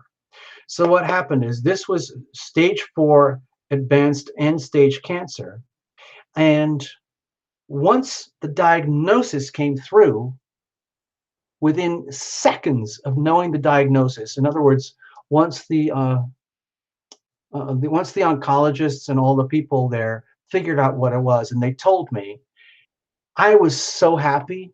I was so happy, and that triggered the healing power of love in my life from up above. And all of this cancer, it was everywhere. Organ failures all over the place. Within about 10 days, it was all gone. Okay? Gone. Gone, gone, gone, completely gone. And I ended up back the way I am now. Okay? Like this. Okay? So there we are. And I'm a deliriously happy person because of this, because I'm alive and I'm here to tell the tale. And I am basically flooded with love. And the question is, what to do with it all? What do you do with all that? And I'm just doing everything I can to try and share this with you. The point of that little story is to give you a kind of spoiler about the book, because the only way this kind of radical extreme healing can occur is through divine intervention. Okay? And a lot of that is in the book itself. So I'm kind of like doing a promotion for the book, and I'm taking advantage of the show tonight to tell you. So this is Terra Lumination today. Terra Lumination is basically disabled accordingly, but I'm alive to tell the tale. I'm very, very much alive, more than ever I've been in my whole freaking life. And it's all powered by love. It's all powered by the healing power of love.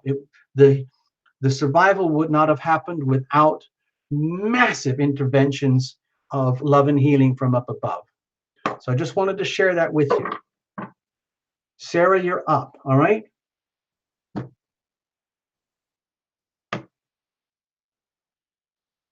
right, this is a very extreme cut. I'm really trying to break up the deck, all right, Sarah? I hope you don't mind. So bring in your own angels, okay? Let's just do this. Let's make this a team effort here. What's the situation? What's the challenge? How are we going to handle it? And let's look at the weather. Okay, Sarah Villanueva, this is for you. What's going on out there? Okay. All right, with the eight of cups here, Sarah, my feeling is you probably know what this means already, and you probably don't want to deal with it. Okay, it's pretty obvious, because who would want to deal with this?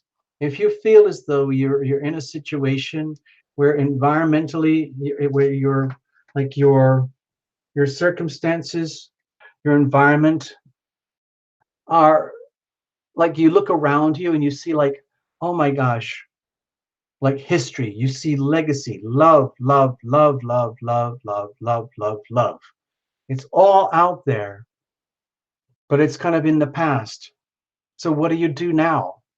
What the bleep are we going to do now, Sarah? What the bleep are we going to do now? If you feel as though you're in a situation where you're looking at your life and you realize, I've given everything I've had. All I do is love. I am loving. I am loved. Where is that love for me? What am I supposed to do now? And realizing that you don't have an option, you don't have a choice except to continue, because as hard as it might be at times, to surrender, to give oneself over to what really, really counts. It might not be something that you would want to do, uh, like for fun, and instead doing it for a higher purpose, which would mean your own spiritual growth, your own evolution, knowing that you have to like condense everything that you've learned about love and healing so far in your life. We're taking it to the next level now, which means letting go of anything and everything that you thought constituted love in your life. What's the situation? Okay, more love. Sarah, I don't know if we've ever done a reading before. I don't remember. But if the energy of grief is in your life right now, sorrow from perhaps deep loss, loss of love of self, loss of love of another, loss of another for you, whatever that might be, it's very, very important to allow that to happen. Don't take it too personally. Just allow the energy of grief to exist in your life. If that's the situation, as painful as it might be, uh, knowing that there might not be any recourse, there might not ever be a chance of going back. But that happens in this life, in this world. People die. Uh, we lose our jobs. We lose our loved ones. Uh, we lose the sense of love for ourselves. We can be in a situation where it's like tragedy. To me, this is the energy of tragedy, what we're seeing here, like tragic loss. It might not be obvious in like, oh, a massive car crash, or like your pet died, or you lost a loved one specifically, but maybe it's a very deep, deep sense of loss of love in some way, shape, or form, where in some ways you would not understand what love is without the deep loss. Okay? In other words, like a very, very deep, painful lesson. And how do you define love in your world?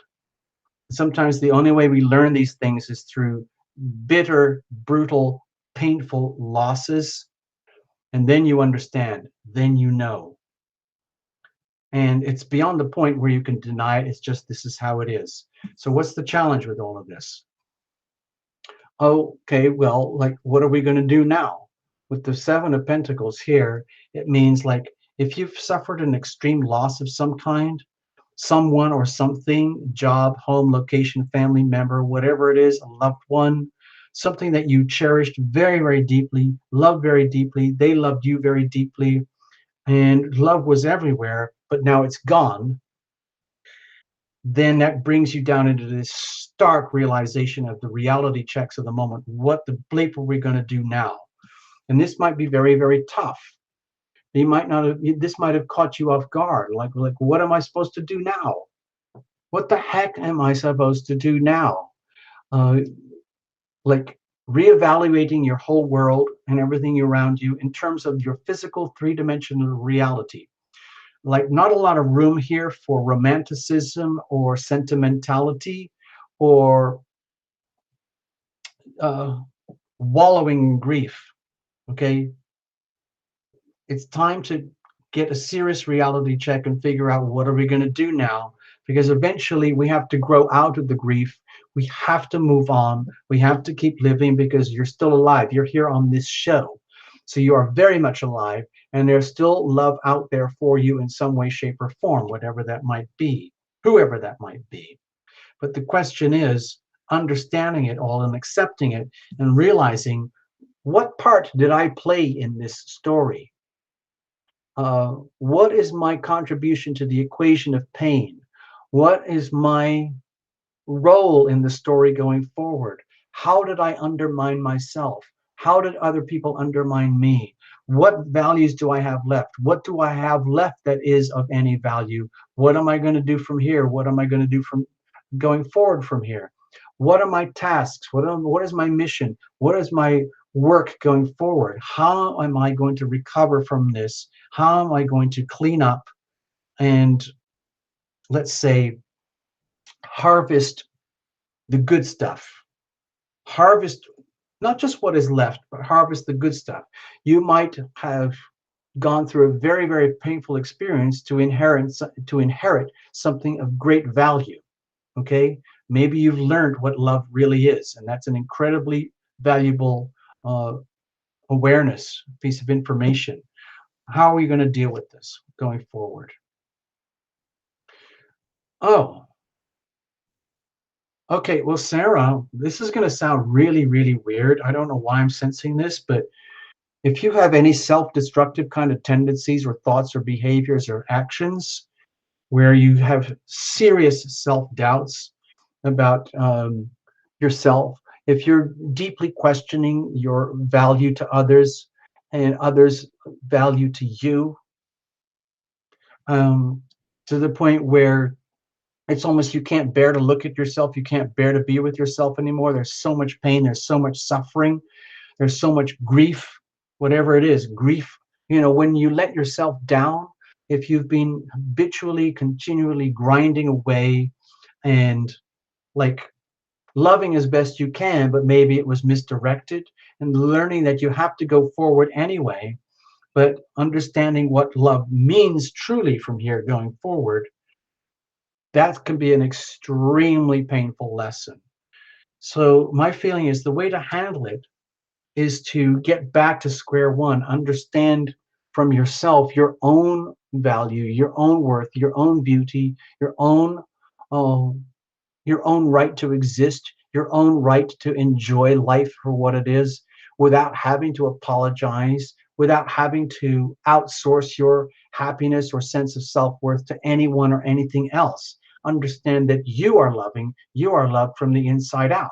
Understanding that you have a right to, it's like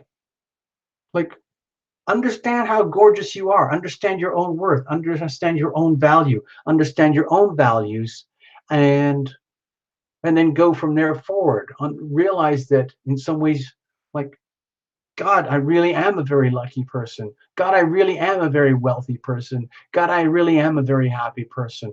God, I really, really am a very blessed person. I have so much. I have so much fertility, abundance, creativity. Um, like I am valuable, okay? I am worthy. I am deserving. I am open to receive. I deserve love. I am ready. I am willing. I am able to receive.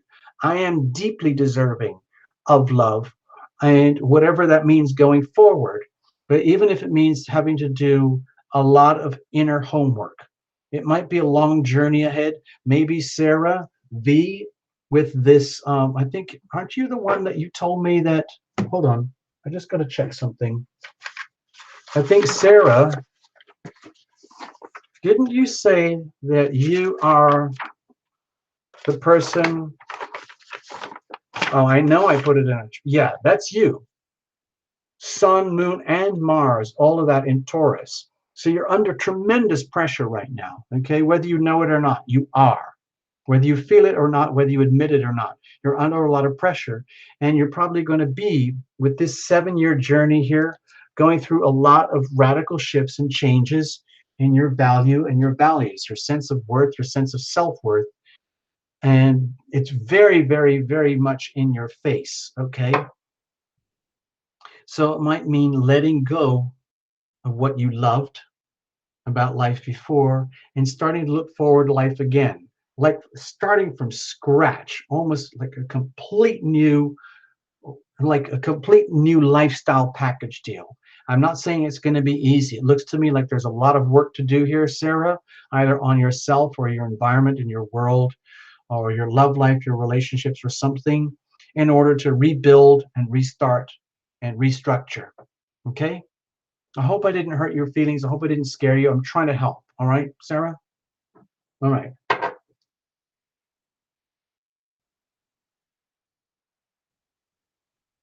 Okay, so you understand what this is about. Thank you, Sarah. Let's leave it at that. Gosh, it's getting late, people. I don't think I've got much left in me. I'm going to leave it at that. Thank you so, so much, Sarah. It's been a pleasure. Let's everybody just hang out now and have some fun, okay? Okay, I'm going to put the cards aside. I'll shuffle them properly later.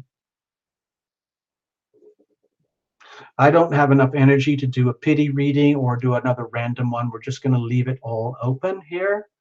I'm going to put on a tune while I chillax for a minute. And then I'm going to come out and hang out with you guys. Stay there.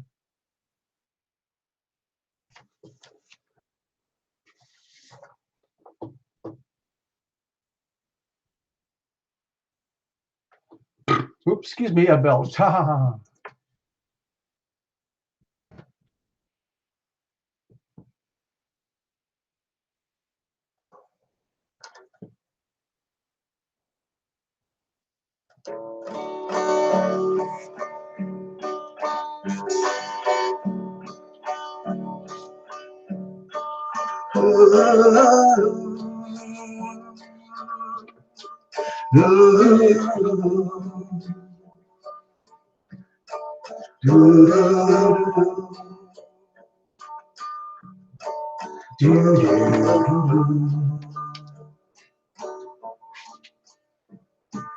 witnessed the blue lights around you, mixed with gold and turquoise surrounding you, pouring down on you like a shower that you shared with us for an hour. And though sometimes it feels like it's fading, I know you won't let it all disappear. Your love is the essence, burns incandescent. Your love is a lighthouse, my dear. Your love is the essence, it burns incandescent. Your love is a lighthouse, my dear.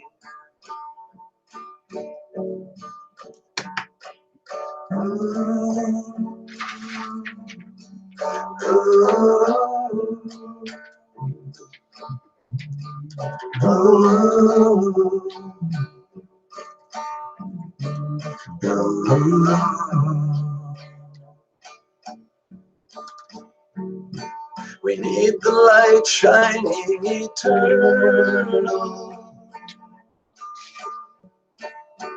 most especially when things get infernal.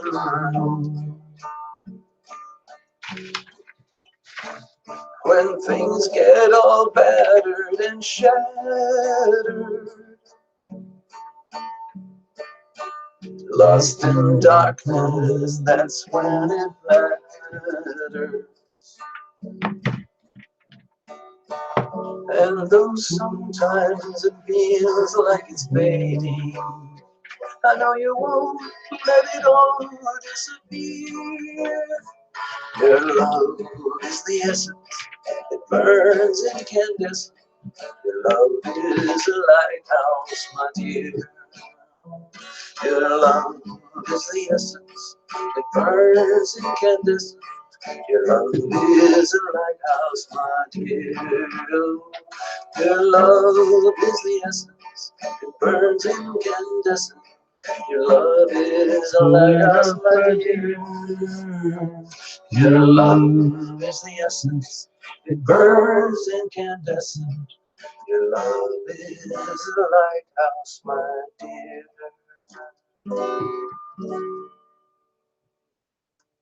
Okay, so so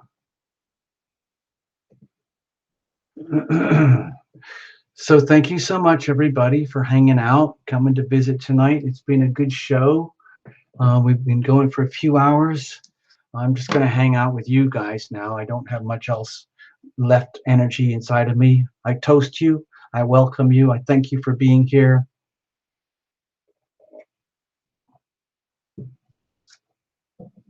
I love doing this for you. I love being here for you like this. I want to recap a couple of things. It's important for Terra Illumination because I want to keep the show going. I want to keep the channel going. It's a lot of work. And when I was talking, like at the beginning of the show, when I was talking with this guy from Google, he was an actual inside Google AdSense YouTube guru. I met him by sheer luck. I mean, it's freaky. And he admitted, he told me it's actually extremely hard to do what we're doing here at Terra Illumination to make it work with the financials so that it becomes viable. The channel is, he said, you know, when he did his appraisal, like he said, you know, content, excellent. And ultimately, that's the most important thing, is content, okay? And it was very clear that, you know, that the only way people ever discover Terra Illumination is mostly by an accident, because the reality is that we have zero promotions and marketing, all of that kind of like social media stuff. So in his conversations, he mentioned various things. Number one, live stream. And we're going to do a split screen, okay? We're going to find ways. I don't know how to do it yet. Lena is helping me. If anyone else knows how to do it, I'm trying to figure it out myself. Split screen, so we can have like a shared show on the Hangouts with a guest, okay? Perhaps one of you tarot readers are very good at this. One of the guests here tonight mentioned that she is a social media whiz, okay? Social media whiz. I would love to hear from you, whoever you are. The reason I'm asking is because the Google guy said it's very important to collaborate. Okay, we know this already, but also it's very, very clear. It is time for Terra Illumination to partner up. And that means a partnership. It's called a revenue sharing agreement. I don't know how this is going to happen. I'm just putting it in words, kind of like we're manifesting, okay? So to do a lot, because it's so much work that I'm not really good at doing. I know how to do it and I can do this stuff, but I'm much better at doing content. Some people are much better at the technology and the marketing rather than the content. So he suggested, number one, focus on the content, collaborate, partner up. The next thing he said, it's time to go for sponsors. Okay, they have it on the gaming channels. It's very big deal on the gaming channels, but Terra Illumination is not a gaming channel. The AdSense revenue on Terralumination is microscopic. It's almost non-existent. So we're kind of dependent on private readings and donations, things like that. But he said that you can do this much more professionally if you go to a place called Patreon, and we go for sponsors. So this is my recap of the show about the business side. Okay, I'm just trying to put this on record for everybody. And we threw out some numbers, and he was saying $5 or $10. I thought that's insane. No one here is going to do this. Let's do it like for 99 cents or $1.99. And then I put on 222. I kind of like $1.99 or 222. I really like $1.99. It's so silly, you know, it's so silly. It's like $2. So what happens is, I'm going to learn how to do this. We create a Patreon page for sponsorship. And what happens is, it's not a big deal. It's not like all of a sudden you're going to get a year's worth of private readings. I can't do that because it's not for $1.99, but for $1.99 a month. That's basically $2 a month, like $24 a year. What happens is the sponsors are helping to basically what you're doing is making sure that you guys get continued access to all the free stuff, okay? And if we can go from here, maybe we can find some things called rewards. I don't know what they would be yet, but we'll figure something out. But the whole thing is that at some point we're going to have to do the sponsorship, okay? There's no way out of it. I'd like to do some raffles. I like doing the raffles. They're fun. It gives people a chance for private readings, like $3 a ticket, you know, something like that. Let's do this. Like $3 a ticket. And I can't use the ticketing system anymore, so we would have to go through the channel, so it's very laborious. But if I sell enough tickets, then we can, whoever wins the raffle, you get a private reading. So we can still do that. And now I'm just going to share with you the other thing we talked about tonight was the readers, like the portal. Okay, we're on Terralumination, where in the spirit of collaboration and taking the Terralumination Love Tribe a little bit further, maybe we can have an actual section on, you know, where it says terralumination.com, where you go there and you can actually, there's the Terralumination Love Tribe. Like people like yourselves, like you've got like an identity, like some of you guys are healers. And so we create a portal for Terralumination Love Tribe. Okay, the actual people. And we can do like more complex private meetings about that stuff too if we want to. Now this is the next thing. I'm going to go to the next page here. I'm just telling you my long-term agenda here. It's like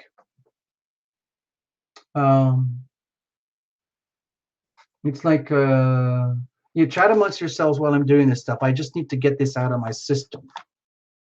Music and songs. That's a really big part of Terralumination, but it's almost invisible because the channel is all about tarot. But I'm going to try and get the music to be much more available to you, like releasing albums and things. And I'm getting help from Lena. And thanks to all the kindness and the donations and pre-existing support from someone, I've had some really massive donations from some people. Thank you so much. We now have a TL recording studio. I don't know how to work it, but we need money. I found out someone who will train me, and I don't have to spend $50,000. They will teach me the essentials, and I can go from there. I have all the creativity, but I need to operate the system. So we've got that. This is already in play, and the whole idea is I want to make TL music, okay? And then we have Terralumination events, okay? And then eventually I'd like to have Terra Illumination. I don't know, somebody, I saw it earlier when we were talking. I don't know who it was. If you're still here, please write to Terra Illumination about real estate property. I want a piece of Terra Illumination property. It can be very simple, somewhere in the world where it works, you know, where it's affordable, where it's nice, where people can come and visit. And it could be a shop, a location, a little tiny like retreat place somewhere where people can actually come, like it's a real thing, like a real place, okay? And that is all possible. This is possible with long-term sponsors, okay? So I'm basically putting my hand out right now. This is the sponsors, and talk about like the 199 a month kind of thing here. And then if we had enough sponsors, that becomes real money. I mean, think about it, serious real money. Okay, it's very hard to do this. I'll be honest with you. Resources. It's. I don't want to go into that whole pity stuff. Forget it. Let's stay positive here. Let's focus on sponsors, sponsorship, uh, building like a physical reality for Terra Illumination. So it's more than just a bizarre little freak channel on YouTube. Okay.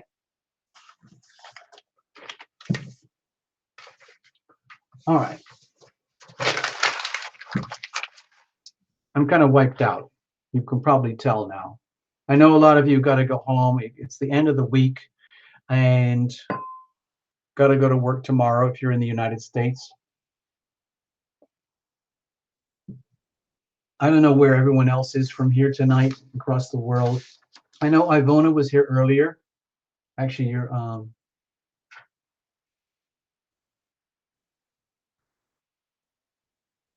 talking about juicers. Okay.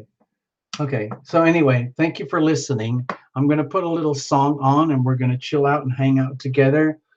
If anybody, yeah, regarding all that kind of business stuff, I know you guys here are just like mostly here just to hang out and have fun with the other Love Tribe members. That's cool. But I'm really serious about the business side of this thing.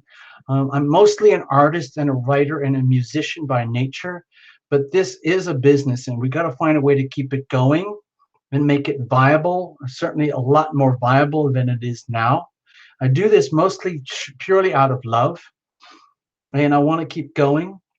In fact, I would like to devote more and more time and energy to this, but in a way that works, that makes sense. And it seems like it's the time to partner. So if anybody wants to, please write to Terra Illumination at terraillumination.com. There is a link, there's a page where you can connect and you can do that properly, all right? In case you've got some ideas or whatever, all right? And we'll go from here. Thank you, everybody.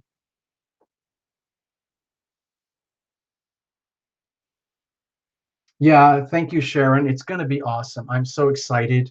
In fact, I'm going to make a little video just to show everybody the front cover. The front cover alone will blow you away. Okay? Oh, let's do this while I'm here right now. Let's do the promotion. This is just the last minute promotional stuff. If anybody is very seriously concerned about wealth, money, and finances, here's the little Terra Illumination perspective. This is the book, Wealth, Money, Finance, Global Restructuring, January 2020. Mark your calendars, okay? You can go to Amazon.com. The best thing actually is to go through the website, click on the link that says Wealth, Money, Finance when you get to this book, and click the paperback, okay? Click the paperback and it'll take you to the place if you want to get this. And it talks about things like Bitcoin and the global financial markets and all that stuff. 1776 revisited in the USA. Things like that. The other thing, of course, if you want Terra Illumination merchandise, you can go to the Terra Illumination Zazzle store. Oh my gosh, I'm getting so... let's just do this. If you go to the website, If you want Terra Illumination merchandise, there's a little button there that takes you to the Zazzle store. And inside that store, you will find some cute merchandise, okay? There's some pillows, jewelry, watch, hat, and amazing leggings. Thank you, All Sun. Okay, so you can go there, and it's all possible through terraillumination.com. You can also get this. This is the scarf. I know you've seen this before. I'm still trying to promote it. It's a very, very beautiful, heavy satin silk scarf, and it's by Terra Illumination. Made it, designed it, and these are available now. They're very expensive, I will admit, because they're very gorgeous and very beautiful, and it has all the signs. So it doesn't matter what sign you are. There's Aries, Taurus, Gemini, and so on. Cancer, Leo, Virgo, Libra, Scorpio, Sagittarius, Capricorn, Aquarius, and dear gentle Pisces. There you go. It's all right there. Okay?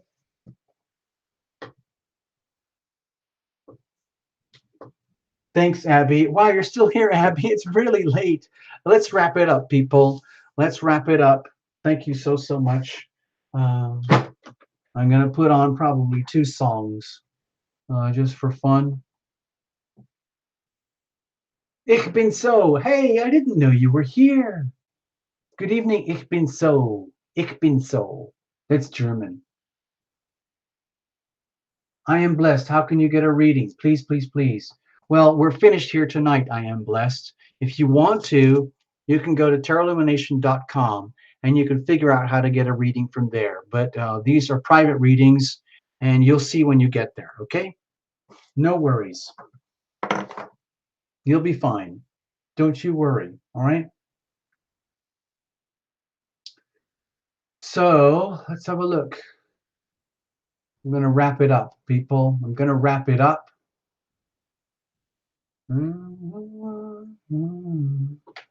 Here we go. We're going to burn the house down.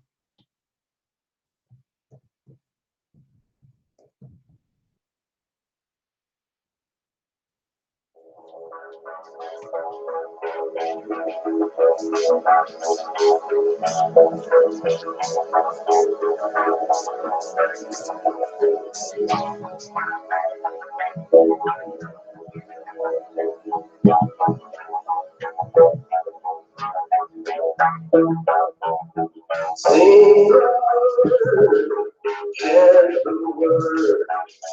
Sing the word, dance the word. Sing the word, praise the word.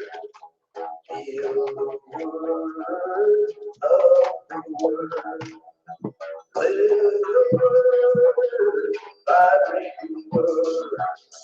Shake the word, hug the word, breathe the word, whisper the word, sigh the word, love the word, sing it out, take the word, cherish the word, speak the word, dance the word, sing the word.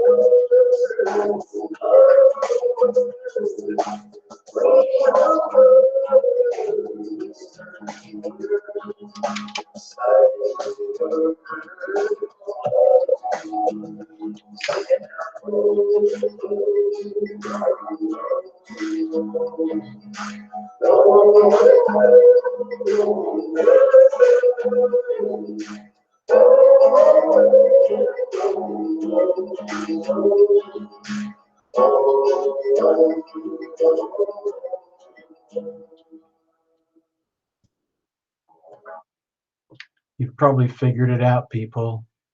I'm trying to do amateur homemade Reiki on you guys right now. That's what this is all about. Sharing the healing power of love from my body from up above. I do everything I can all day, every day to invoke the love into my life and my body from up above so that I can share it outwards from up above, so that I can own it first. That allows me to be loving and to be loved. Be loving, be loved. Be loving, be loved.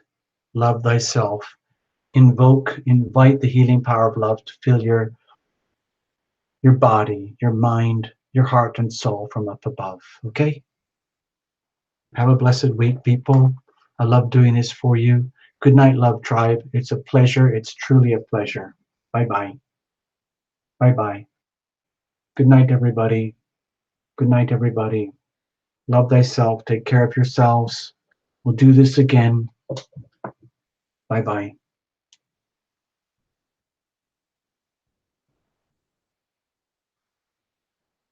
Bye-bye. Okay, I have to stop the thing now. How do I do that? Okay.